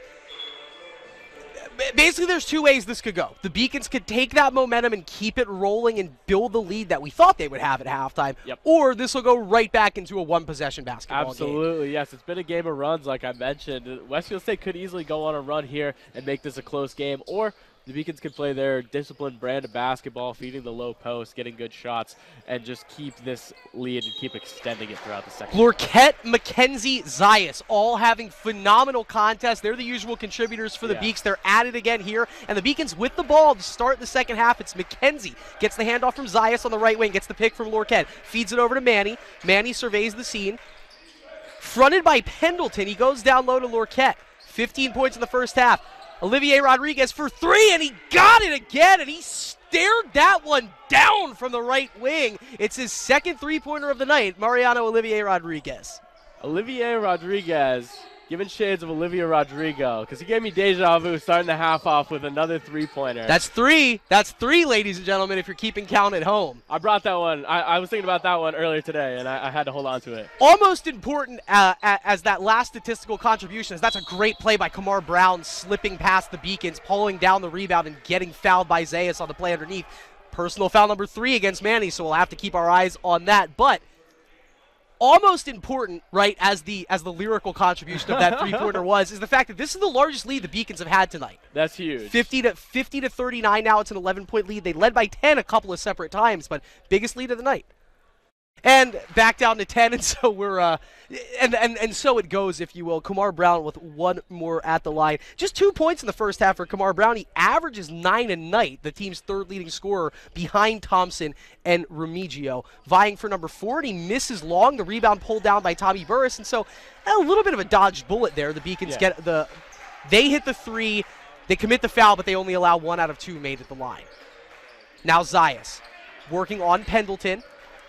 Manny's been able to have his way with Deshaun Pendleton, it seems like, almost every opportunity. Lorquette almost picked up his dribble. Instead, he opts to keep it alive. It's a risky play. He gets the pass off to Burris. Now McKenzie, 5 to shoot. Goes behind his back. Spins. One-on-one game against Pendleton, and he almost got the contested runner to go in the lane. Instead, he misses it short, and Pendleton bringing it back the other way for Westfield. That's the shot you like from X, but right off the front rim there. You'll get that when it's a clutch shot, and he needed to get it off right away. Pendleton out to Thompson. Around the perimeter go the Owls. Here's Jeremy Remigio. Two-man game now as Hamilton wants it. Brendan Hamilton working on Malik Lorquette. Picks up the ball. Oh, what a beautiful play by Manny Zayas to poke it free, and now the Beacons back the other way. No numbers. Manny will pull, and he'll take it back towards the coaching hash here while surveying the scene. He has Lorquette to his left. He doesn't want it. Burris sets the pick. Zayas keeps the dribble alive. Head fake. Hezzy kicks it out to Lorquette. Up and under, and he lays it in for 2. And it was a pretty finish from Malik Lorquette, but it was a much prettier setup for Manny Zayas. That is a highlight play to get that assist. With the head fake, the fake pass, the dump to Malik. He knows what he's doing. That is a deep, deep bag. That's a deep bag for Remigio as he gets through 2 Beacons and lays it in. But you had a Hezzy head fake and a misdirection on the dribble before he got the pass over to Malik Lorquette. It was quite a sequence. I couldn't even keep up. That was a big answer bucket for Remigio. He's into double figures now with 11 for Westfield, but the Beaks still holding a 10-point lead. Zayas dribbling around. Oh, I thought that was a good defensive play there by Kamar Brown. He is whistled for the reach-in, and so one foul apiece each side here in this first 2.5 minutes of half number 2. Looks like we'll get another look at Joe Mead, the senior out of Westfield, Massachusetts. Biggest player on the court at 6'8". He knocked that one off Lorquette. It looked like Lorquette was about a whisker away from skying in for another baseline drive dunk. Instead, Mead at the last second is able to knock that ball out of bounds. Yes, you'll take that. You'll take a tie rather than a loss. Well, Mead, I think, had the steal there and didn't realize it. He batted it twice, and the Beacons were able to regain possession. 10 on the shot clock for Zayas. Great pick from Lorquette. It opens up a lane for Zayas. He misses the layup long. Lorquette corrals the rebound. 2 to shoot. I don't know if he realizes it, and he dribbles into some trouble, but a bailout of the century thanks to Joe Mead. And if you're Coach Harris, you see him right there. He's got both of his hands on his head. 1 second on the shot clock, and Max, it was probably 0.2 if we're being honest. It was so close to being a shot clock violation. And the whistle comes in, and the Beacons are going to get a fresh 20. Hey, that's basketball, folks. That's dumb luck right there. So let's see. You got to take advantage of that now. Malik, fadeaway jumper. It's short. Burris fights for the rebound, and he'll get called for the foul. So the Beacons, they're still sitting pretty up 10, but you like to look at opportunities like that to steal a bucket. They couldn't do it just then. Yes. Got lucky, but then squandered the opportunity a little bit. And when you have a freshman and a senior running, or pardon me, a freshman and a sophomore running your backcourt, things like that tend to happen. Like Malik with a huge block, but the rebound goes right back to Pendleton. He kicks it out to Thompson, who misses the 3. Another rebound for Lorquette. He's got 9 now. Zayas, no look to McKenzie. Lefty layup is no good. He misses it just long. And back the other way is Pendleton. Pendleton and Thompson, they had numbers. Instead, they kick it over to Brown. Beautiful Euro step, and he gets through Lorquette and lays it in for 2. Kamar Brown now 3 points in the opening. Oh, my goodness. Remigio, what a play. He landed very fortuitously. He landed flat on his back. He didn't land on his head or his shoulders or anything. And he's okay. He's back up on his feet. We got the camera on him. He has the physique. We've mentioned this a lot. I'm sorry. I don't want to take it to the point of cliche. He has the physique of a wrestler or a football player and is looking very much like a tough wrestler or football player would, because few basketball players can jump over a bench, do a somersault in the air, land on their back, and walk it off. And so from us to you, Jeremy Remigio, to round of applause from Max and I. He looks fine. He's headed over towards the end of the table. Not getting seen by a trainer. Looks like he's going to grab a cup of water. So we'll probably see Remigio back in a couple of seconds, honestly. I think the worst he got on that was a bit of a shake-up. He landed that perfectly with a flip in the middle. Made it look good. And Westfield State with the ball back after that effort. Missed the shot. Olivier Rodriguez corrals the rebound in a deep part of the court, but he gets it over to Lorquette. Lorquette over to Mariano. Beacons break the timeline now. We're 4 minutes into the second half. Beacons leading by 8. Westfield State hanging tough in a 52-44 game. McKenzie trying to create some space with a dribble, picks it up. Olivier Rodriguez, hot hand, another 3, misses that one just long. Burris couldn't get inside Joseph Mead. He used that big frame to box out and corral the rebound. And Westfield State can bring this back to within 5, at least 6, but maybe even 5. Yep. Pendleton, down low to Mead on the right block. Lorquette, great feed from Mead to a cutting Kamar Brown, and there was nothing Tommy Burris could do except commit that foul and maybe make Brown earn it from the line. But Joseph Mead, how about that for some vision from the big man? That was really impressive. Over the top where only he could put it and only his guy could grab it. That was awesome. It'll be 2 Kamar Brown free throws when we come back from this media timeout. So we'll take a quick break here high atop the Clark Athletic Center. 15:30 left to go. Beacons 52, Owls 44.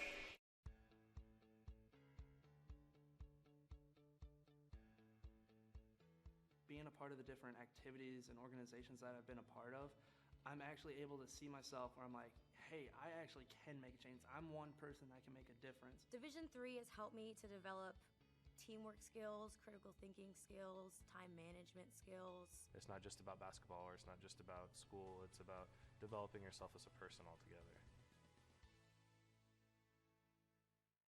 I'm the first undergraduate alumnus to lead this university. I'm very proud of that. I was literally able to transform my life because of the University of Massachusetts, and I want that for every single student that walks through the door.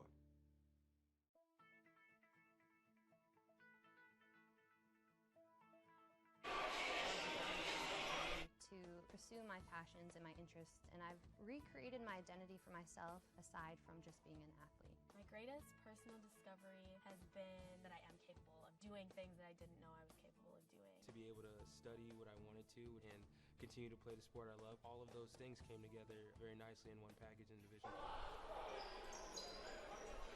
Kamar Brown at the line for the Westfield State Owls. He's the team's third leading scorer on the season. He's the third leading scorer on the team tonight, but just 5 points. A 59% free throw shooter coming into action tonight. He's 1 of 2 from the stripe so far. Number 12 takes a breath, puts one up, and that one's good from the sideline.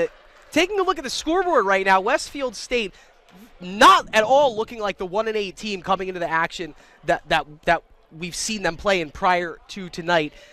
2 games ago, they played Mitchell to a 1-point game. It was a rather heartbreaking loss that they lost 79-80. That's really the lone close game that they've been in. Their one win was a blowout here. So it'll be interesting to see how a team with no real track record in close games does against, and I don't want to come off Beacon-centric saying this, but a superior opponent. Yeah. At least the 7-man rotation of the Beacons being a superior opponent. Westfield State hanging in there. But do they have an answer for Malik Lorquette? I do not think so.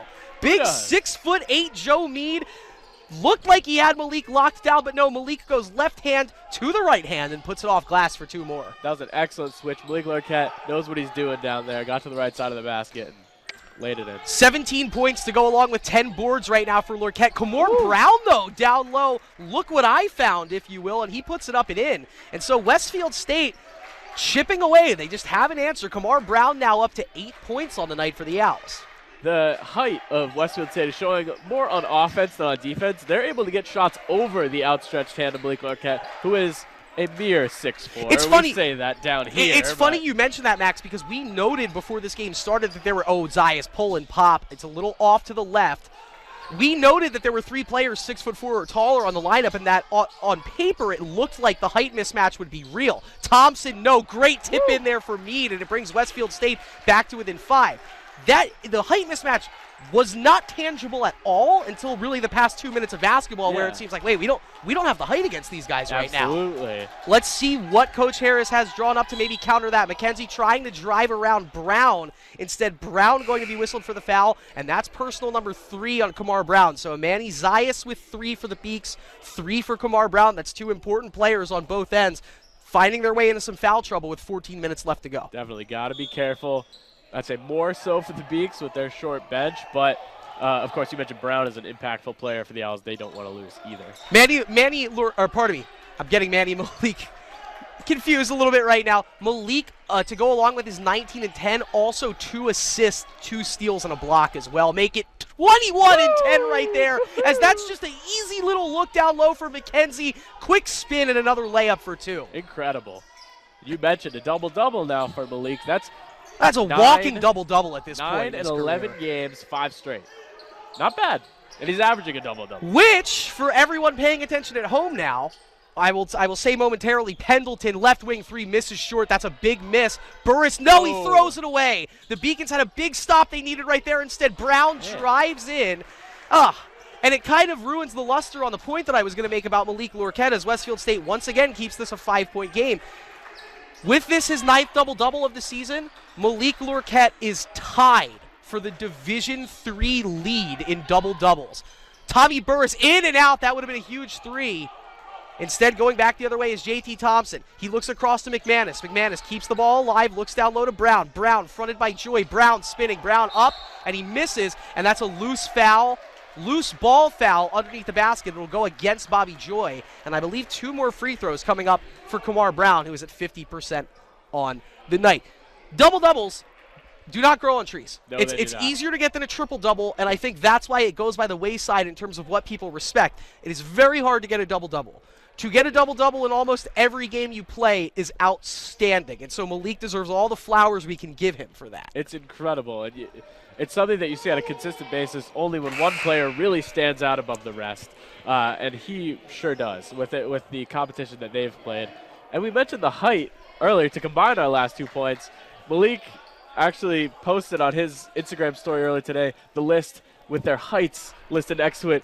He is the only player under 6'8" who's getting as many double-doubles as he is in the country. I mean, and he looks like he's 6'8" out there, just the way he plays. The way he plays. The quick moves, the low post, the instinctual play.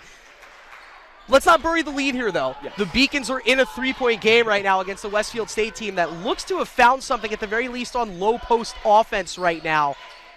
McKenzie, quick feed to Lorquette, and it's 23 points of the night for Malik Lorquette. Xavier McKenzie, how about this? That is assist number 5 this evening. 5 assists to go along with just 1 turnover for Xavier McKenzie. He's doing it all, the true freshman. How about it? So, excellent ball handling from X tonight. That's great a tough shot from Thompson. Heady play there from Hamilton to tip the rebound loose, and that's going to be a reach-in against Manny Zayas. And that's unfortunate because that's personal foul number 4 against Manny. Manny can't believe it. Coach Harris can't believe it. I can believe it. That happened right in front of the referee. You can't stick your hand into the cookie jar like that. Yeah. It'll be a reach-in foul, and Manny Zayas is going to be on the bench for the foreseeable future. 12:06 left to go. That's bad time because you got to imagine Mariano was coming in for him anyway, and then right before the substitution, he gets another personal foul. That's unfortunate timing for the aggressive defensive point guard. Remigio back in. He dumps it down low to Brendan Hamilton, who also just checked in, and those two link up to make it a 3-point game again. Now, Westfield State hasn't been able to get it inside 3, but the Beacons only had that 10-point lead for the first 40 seconds of half number 2. This has definitely been Westfield State's half of basketball, the first 8.5 minutes at least. Absolutely. McKenzie gets cut off, wings it over to Burris. Burris looks at a straight-on 3, misses long. Hamilton gets chopped at from Lorquette. He's able to corral the rebound through. Remigio ahead to McManus. The alley-oop to Kamar Brown. Oh, wow. Put him on a poster. Real recognize real. Nothing but respect right there. You could see McManus. He knew he had the oop the whole way, and Kamar Brown dunked it so hard that a couple of pieces of hardwood might be out of place underneath the basket. That was insane. That's the kind of dunk you want to do at home because this crowd is dead silent right now. This UMass Boston home crowd is not happy with that last play. You got to imagine if it was in Westfield, they'd be popping off right now. But the Beacons are only up by 1. Coach Harris calling a timeout, and that'll take us to a media timeout. So we do have time to take a break, and we will do that. 11:26 left to go. Beacons 58, Owls 57. I did receive a non-athletic scholarship upon entering school. I got the presidential scholarship, which was huge for me. I think there's more opportunities for academic scholarships in Division III. I did receive academic scholarships. Just being involved on campus, being a leader, all those things combined kind of get me recognized. It's a great experience for me.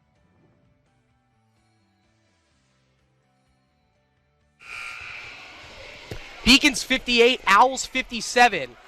Now, when we went to halftime, the Beacons were leading by 9, but that was thanks to a 10-2 run that they went on right before halftime. The run has been all Westfield State here in the second half as they've brought it back to within 1.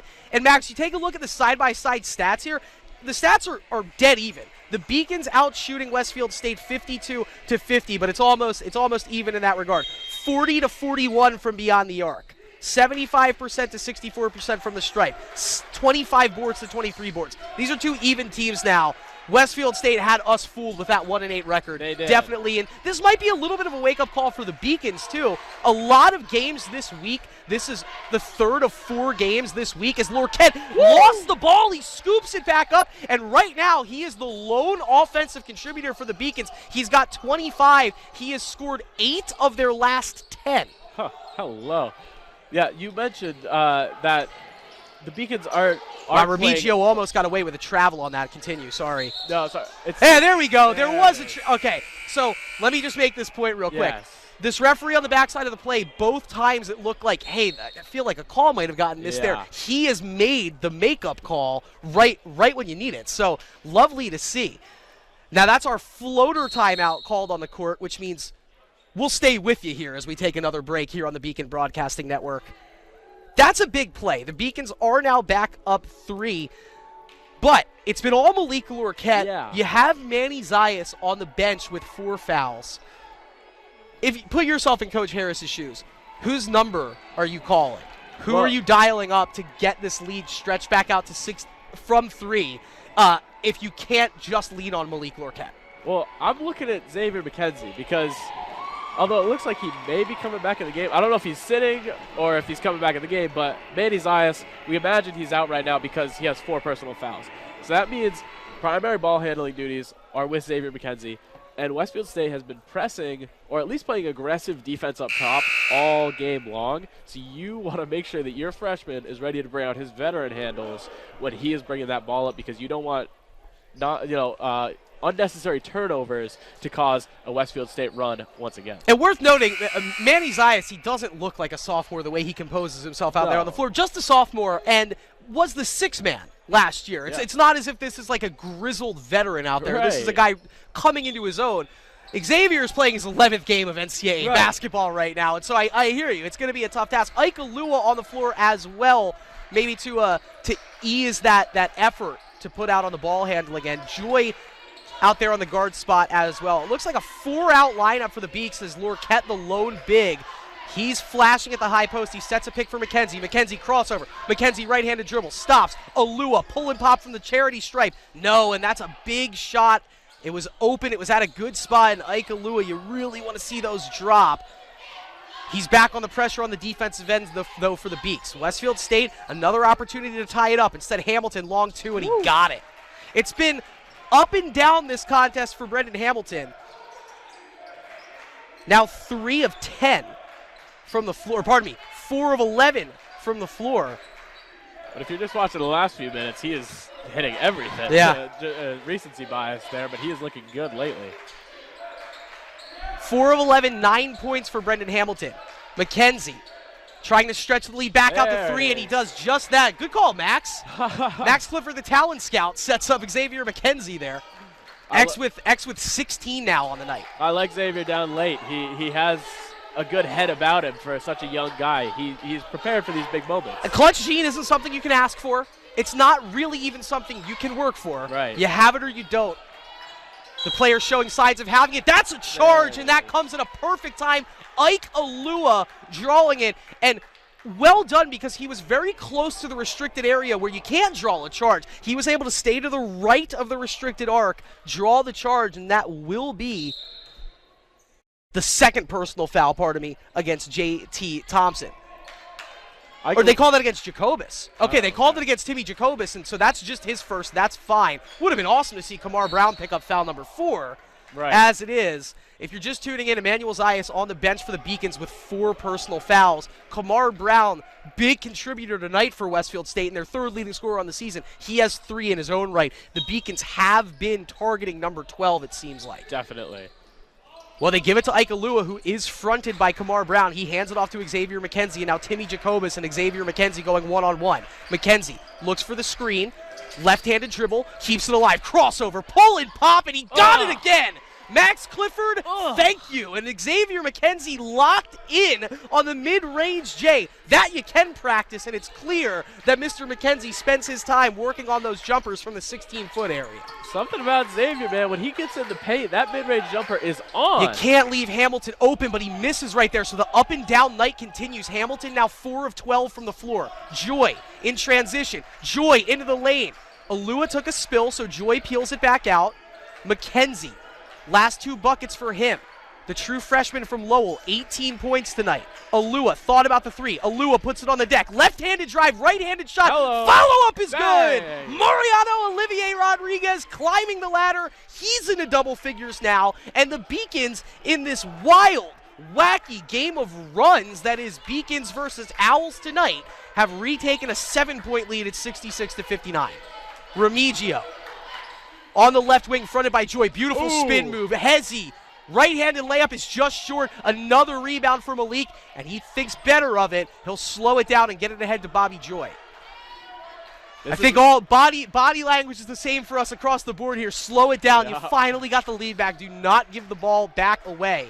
Beacons have done a great job. Just 8 turnovers so far this contest. McKenzie, can he make it 20? Pull and pop. Got it! 3 in a row for Xavier McKenzie, and they just don't have an answer for him. He's a true freshman, and he is making a name for himself in his first season on Beaconville. Timeout on the floor, and we will take one as well, but the Beacons back up 9. 7:29 left to go. UMass Boston 68, Westfield State 59. More after this on the Beacon Broadcasting Network.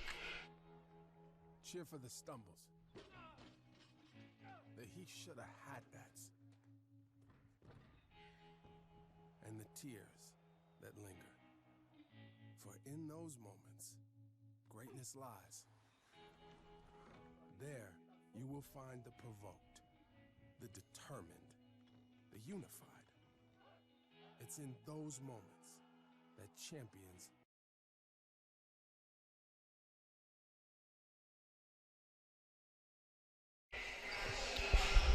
7:29 left to go. Chris Del Sordo joined by Max Clifford here. Max, the Beacons, another run. It was just a 1-point game. Now it's a 9-point game.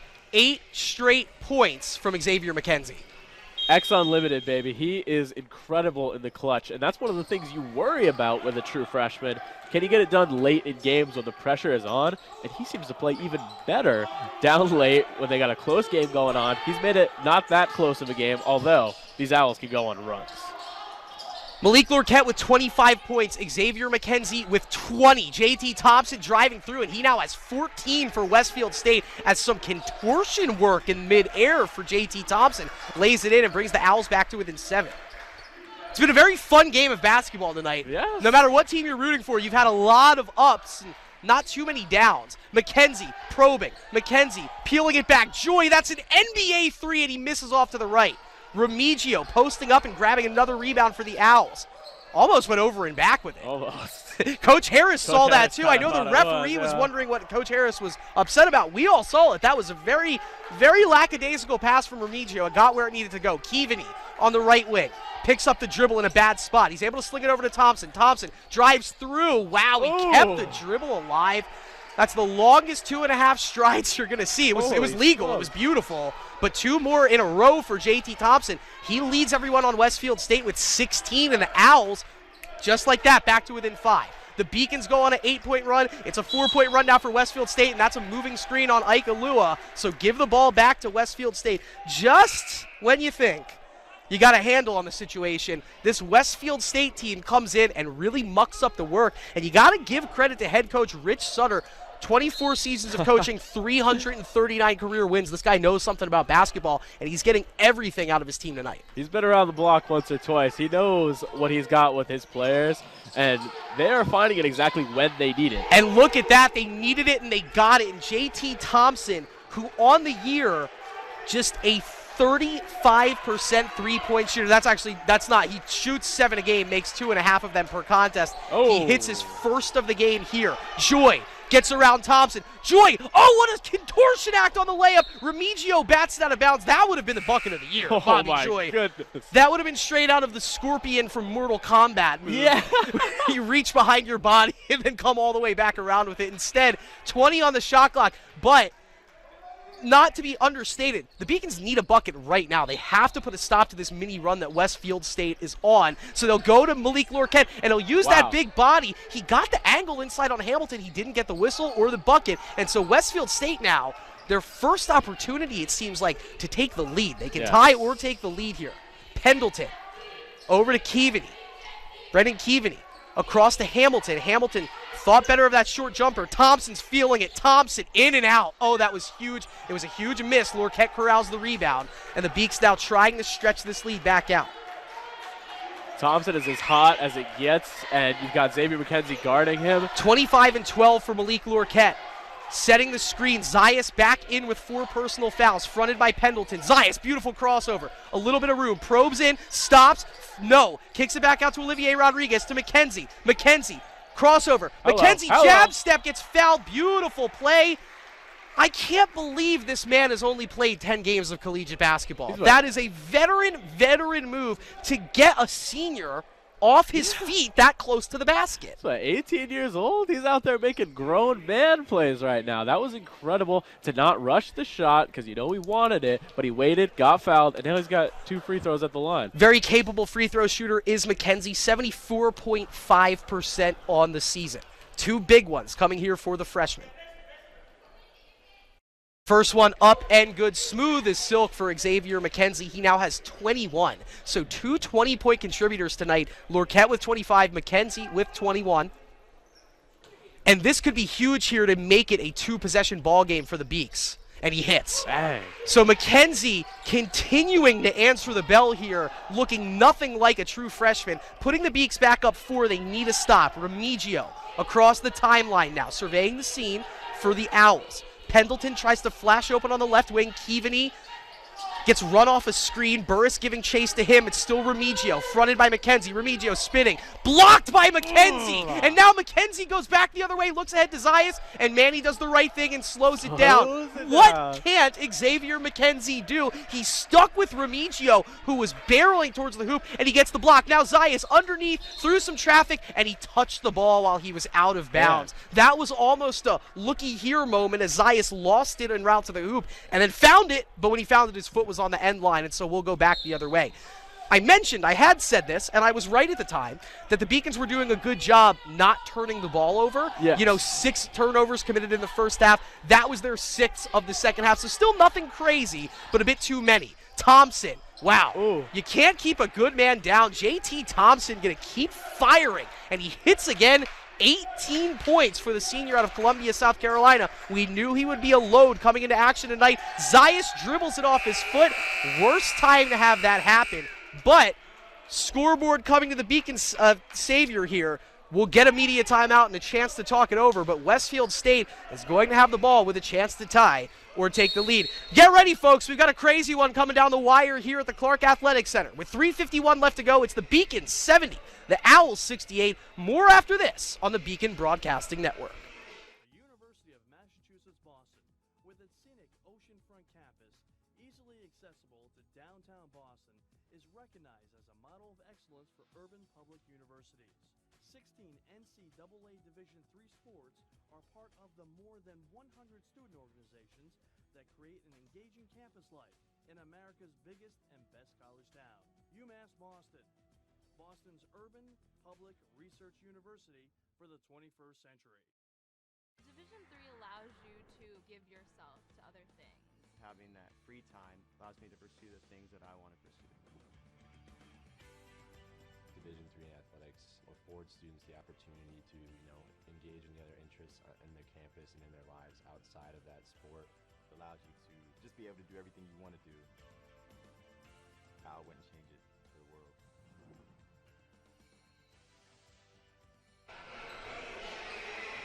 UMass Boston Beacons 70, Westfield State Owls 68. What a game we have for you tonight at the Clark Athletic Center. My name is Chris Del Sordo. I am joined by Max Clifford. And Max, the stats are identical. The Beacons have only shot 6 free throws tonight. Westfield State has shot 14. That usually never happens to UMass Boston. Got to keep our eyes on that down the stretch here in this 2-point game. Definitely not getting any favors from the referees. Not a ton of whistles on the UMB side. Keaveney off the screen, hands it off to Pendleton. Now they hand it off to Remigio. Jeremy Remigio, 11 to shoot. Probes in, tries to kick it out to Pendleton. Pendleton kept that pivot foot down, spins back to Thompson. Thompson, what a crazy shot. He almost got it to go off glass, but that's the 14th rebound of the night for Malik Lorquette. 14 to go along with his 25 points. Here's a man with 22 points, Xavier McKenzie. The Beacons holding a 2-point lead. Double screen set. Burris back around to Zayas. Manny peels it back at the top of the key, looks towards Coach Harris for the next play, 11 to shoot. Manny picks up the dribble, goes down low to Lorquette. Malik on the block, double team to freeze up Zayas. A wide open 3, he got it! That's the best 3-point shooter on the team. Now 4 of 5 tonight, and it's the biggest shot of the night as the Beacons go back up 5. This is a quietly perfect performance out of Manny Zayas. That's incredible. That is a high-pressure shot from the corner. He hits it beautifully. Remigio misses. It's a huge miss. It's the 15th rebound of the night for Lorquette. Once again, slow it down and eat up some shot clock if possible. McKenzie Gets a screen from Burris. Gets cut off by Keaveney. Keaveney going to have to retreat now to defend Burris, and so McKenzie with some room. McKenzie, open shot for Burris in the corner. He misses it short. Olivier Rodriguez can't get the rebound. Remigio again ahead of the pack. He's good at that, and he lays it in for 2 to make it a 3-point game again. Can't really get mad at the Beacons there. That's a risky play if you're a player on Westfield State to opt for that route. Yeah. I don't want to call it cherry picking. It's just a good basketball play, but you're sacrificing yourself as a defender on that play to try and make it a one-possession game. Definitely. It is a one-possession game, though, as Zayas trying to get around Hamilton. Hamilton cuts him off, commits the foul. And that will be a 1-and-1 for Manny Zayas. You want Manny Zayas at the free throw line right now. 90, what is he up to now? 95% coming into action. We have a replay for you here.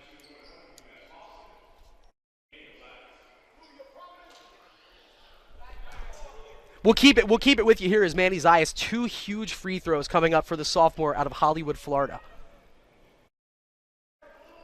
Number 1 on his jersey. At the charity stripe. 1 extra dribble. Up and good. Nothing to it. He looks like a free throw shooter that's made 95% of his free throws on the season. Bobby Joy coming on. It is a 2-possession game again for the Beaks. That's huge. 1 more coming for Emmanuel Zayas. Manny takes a deep exhale. Knees slightly bent. That 1 extra dribble. That one's long, a rare miss. But Lorquette corrals it, and he's fouled underneath, and he'll head to the line, and he gets to shoot too. They will take that every day of the week. You rarely ever expect to see Emmanuel Zayas miss a free throw. It's basketball. It's going to happen. But when you have Malik Lorquette, Mr. Double-Double, Mr. National Attention, just that easy to sky up and pull on that rebound. Brendan Keaveney, 6'5", slightly taller than Malik Lorquette. He had no chance of getting that rebound. No way. Lorquette. Malik hits the free throw, too. That's a clutch make on the freebie. Props to Malik for not falling asleep while the best free throw shooter on the team is at the stripe. He was ready to grab that board. And now 1 more coming for Malik, flirting with a 30-point performance tonight. He got it. 27 and 17 for Malik Lorquette. He comes off. And we mentioned the Beacons really finding out a lot about themselves in these first 10 games of the season. They found out that they have a 7-man rotation. The best way to play this team is the 7 men, and they know who they are. And that you really have a big 3. And that you want to orient everything between Manny, Malik, and Xavier. Absolutely. And that's what they're doing tonight. Mead, great move down low, and he hits the layup for 2. It brings Westfield State back to within 4. The Owls not saying quit. McKenzie, it's going to be a solo press from JT Thompson. They opt to trap. Zayas gets it across. Beacons have a couple of timeouts to use if they want to. Instead, Zayas keeps the dribble alive, and Coach Harris does take the timeout. He was positioned right where he needed to be. The Beacons didn't really dodge a bullet. You know it would get dicey, but at least they're able to draw up what they are going to do next. We have the opportunity to do it, so let's do it. We're going to throw it to a very, very quick break. We'll come back momentarily. 75 seconds left. Beacons 76. Owls 72. Moving from Turkey, it was a rough journey for me because when you don't really speak the language that well and when you don't really fit in the crowd, it's very easy to disappear. But I decided not to give up, and UMass helped me.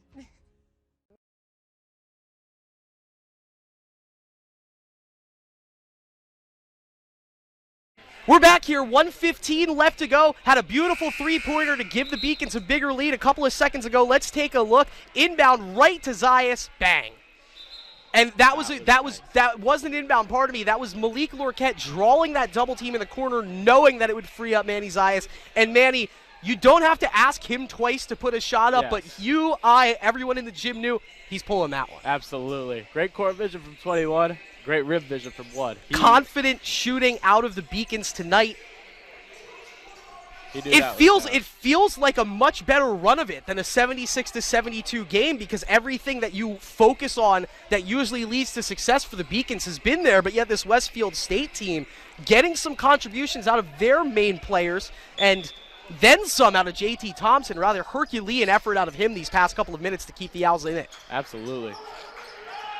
Not too much time left, though, as McKenzie, they give him the lane, he gets it! And 1! Xavier McKenzie, he goes right at JT Thompson. You know if you're the Owls, that's the player that you want to have lined up from Xavier McKenzie.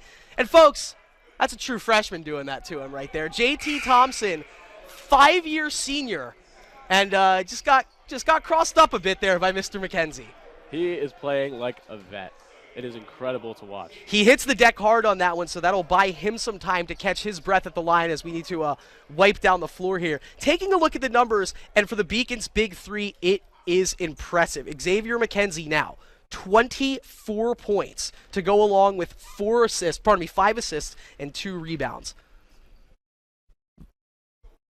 Vying for 25, and he got it. What a night now as you have 25 for Xavier McKenzie and 27 for Malik Lorquette. 1 minute left to go. The Beacons holding a 7-point lead.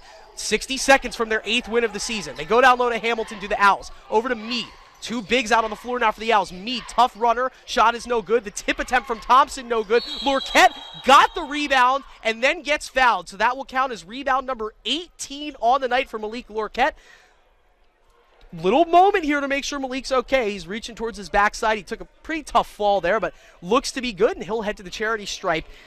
And chipping away at maybe a 30-point performance for Mr. Lorquette. We'll see.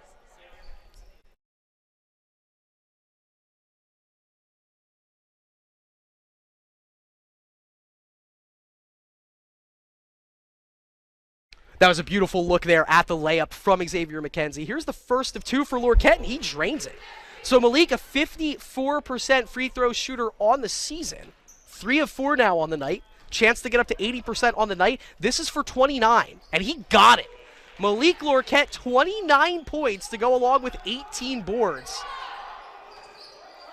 3 assists and a block to boot. 9 for his last 11 free throws. He's looking like a great free throw shooter out there.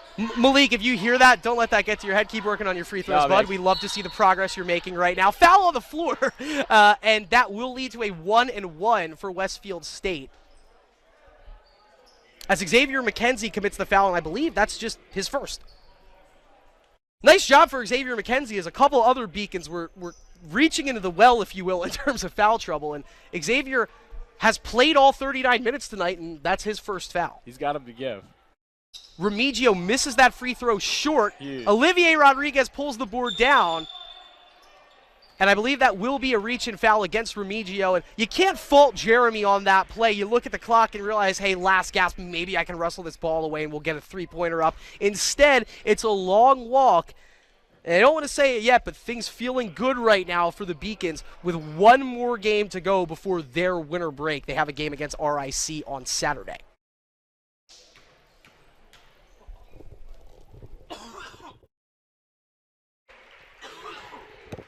So Olivier Rodriguez hits the first. And 1 more coming here for Mariano. Mariano, a senior out of Somerville. That one up and good, so he's 2 for 2. Just a little ceremonial time run off as Xavier McKenzie reaches in. He's able to force the jump ball. And 1 last opportunity for Westfield State to add to the scorebook here. Malik Lorquette going to lead the way for all Beacons with 29 points. Xavier McKenzie with 25. Big dunk down low for Joe Meade, who's had a couple of big moments tonight for the Owls. McKenzie freed off the steal attempt from Remigio. Wow, a lot of contact there from Hamilton. It looks like the Owls, they're going to go down swinging. Can't fault them for that. But good showing out of Westfield State. This is, once you hit that 10th game of the season, which it is for them, you're not in the first quarter of the season anymore, right? You're not in the feel yourself out phase. You're a team. So when you see that in the first 9 games that a team went 1-8 and really was only able to keep 2 of those games close, you kind of think you know what you're going to get. This must be huge for them to tell themselves, look, we had a really good UMass Boston team across from us, and for 38.5 minutes, it was our game to win. Right. So I think they have a lot as they haven't even started conference play yet, has Westfield State. So this game is giving them a lot of good building blocks. They strike me. We got to see Framingham State play in the Black Coaches Classic, or at least I did. Yes. I was here to announce that game. They play in the same conference as them. I would take Westfield State against Framingham State in a game if they played right now, and I think the way that they played now only makes that even more of a reality once they get into their MassCat conference play. Right, yes. Conference play is going to be huge from them. This is a huge showing, and there's a missed 3 from Meade there. It looks like an 11-point loss if this holds, but it was a lot closer than that, and they know that, and that's a big victory going into conference play for them. Zayas is going to run out the clock. What a fun game. It comes to an end here. The Beacons win by 11, and they move to 8-3 on the season. With the loss, Westfield State moves to 1-9. The final from the Clark Athletic Center, the UMass Boston Beacons 85, the Westfield State Owls 74. We'll take a quick break here from the Clark Athletic Center. When we come back, we'll have the game's final numbers and a wrap-up after this. UMass Boston was my first choice because when I came to the campus, I saw that there was a lot of diversity. There's a lot of people. Here there's a lot of international students, so it's really cool to meet people from different countries, different parts of the world. I'm Julia Murphy. I'm from Canton, Massachusetts. I'm Olivia Murphy. I'm from Canton, Massachusetts. We're sisters. I play volleyball and she plays basketball. Here they have a freshman success community. So each major has their own community that you can join as a freshman, and you take classes with them, you do study groups with them. So it was really helpful getting to know people in your major right away. So in health exercise sciences, we have an internship at the end, so it's so much better to have like an advisor helping you out, like telling you which classes to choose.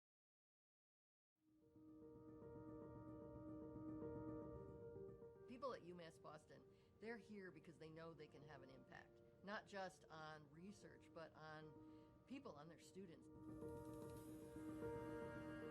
This is just a starting point. It only has potential to grow, and it has a big potential to grow up. You're really having a direct impact on people's lives, and you can see that now, and you can see that years from now. So I think it's becoming like the place that people want to go. What UMass Boston is able to offer to its young people certainly stands out to that mission that was set right out in the beginning. It's something UMass Boston should be and can be very proud about.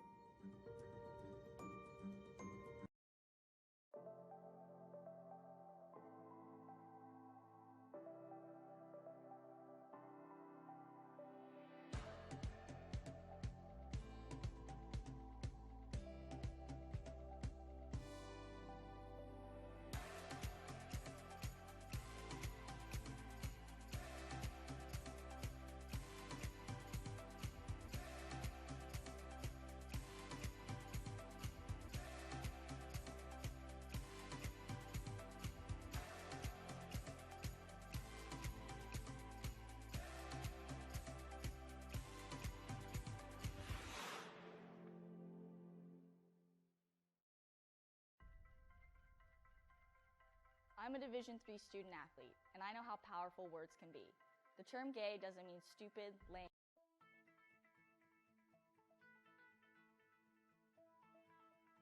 College has given me the flexibility to pursue my passions and my interests, and I've recreated my identity for myself aside from just being an athlete. My greatest personal discovery has been that I am capable of doing things that I didn't know I was capable of doing. To be able to study what I wanted to and continue to play the sport I love, all of those things came together very nicely in one package in Division III. I did receive a non-athletic scholarship upon entering school. I got the presidential scholarship, which was huge for me. I think there's more opportunities for academic scholarships in Division III. I did receive academic scholarships. Just being involved on campus, being a leader, all those things combined kind of get me recognized. It's a great experience for me.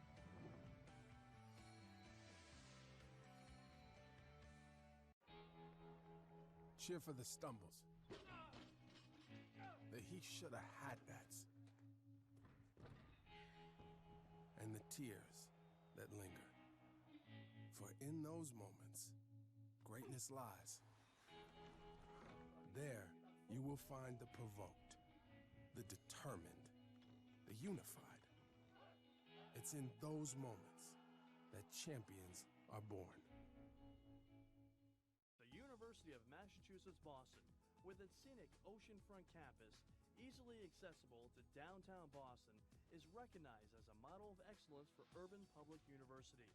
16 NCAA Division III sports are part of the more than 100 student organizations that create an engaging campus life in America's biggest and best college town. UMass Boston, Boston's urban public research university for the 21st century. Division III allows you to give yourself to other things.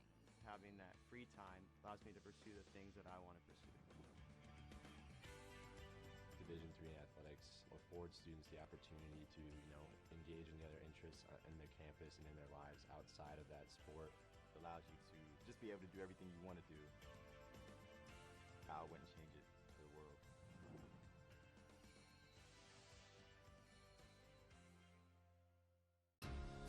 Moving from Turkey, it was a rough journey for me because when you don't really speak the language that well and when you don't really fit in the crowd, it's very easy to disappear.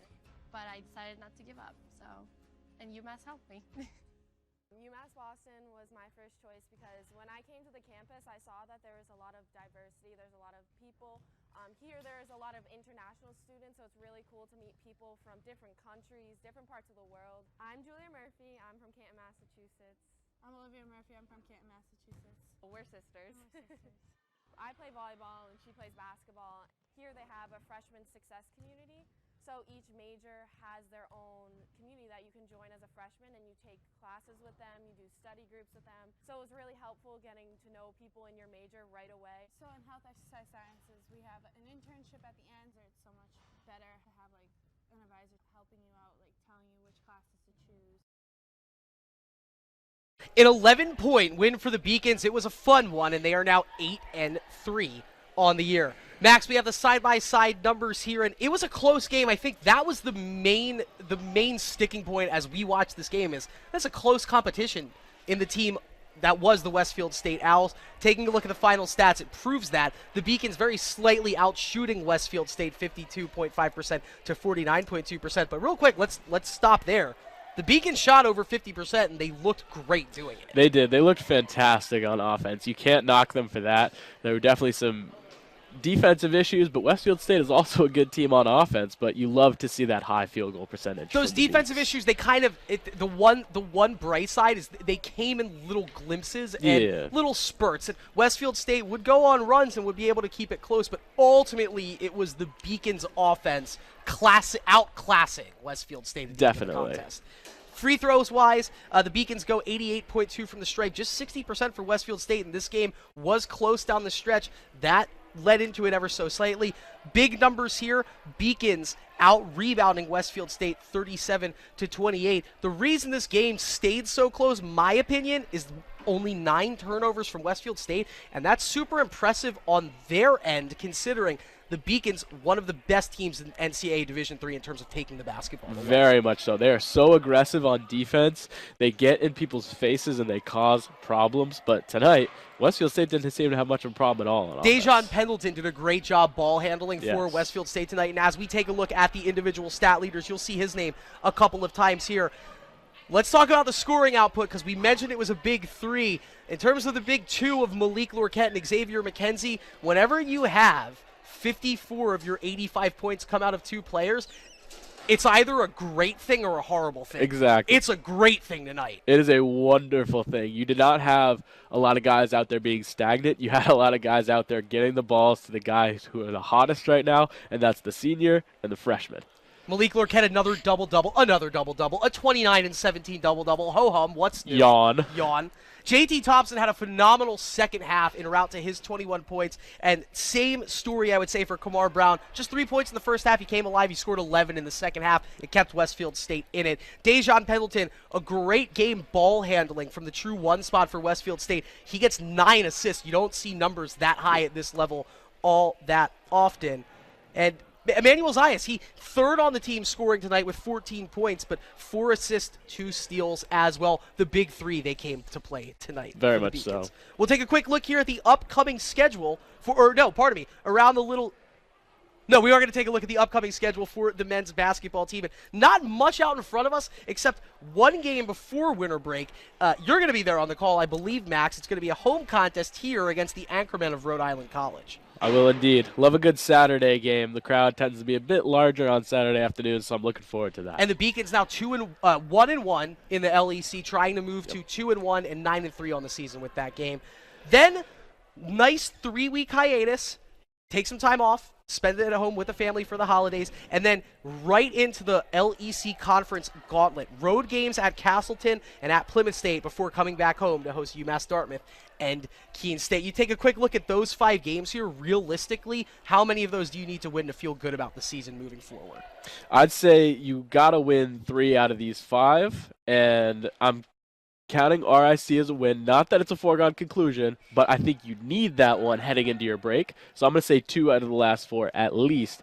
Keene State's a very good team. If you're competitive with them, you feel good about that. And for anybody familiar, that was the game of the year last year, UMass Boston versus Keene State. Keene State won 99-98, or pardon me, 100-98 after the Beacons tied it with 4 seconds left. Keene State drives down the court and lays it in at the buzzer. The Beacons with a lot of bad blood heading into that contest on the 14th. Definitely would not mind winning that one. So there's a lot to look forward to. We'll let you guys have the rest of tonight for yourself. Real quick, we couldn't have put on this great show for you without our production team. Our producer tonight down on the scorer's table, Michael Vesci. Gene Albano, our director tonight, Elena Albano, running graphics. I think it might have been the other way, but as it is, whenever the Albano sisters are in, the work always gets done, and it gets done well. Josh Eastman and Luke Levis, two of baseball team's finest, running the cameras for us tonight. Grace Kelly operating the replays. Max Clifford to my right. I'm Chris Del Sordo. We had a blast for you guys tonight. I hope you had fun listening to the call.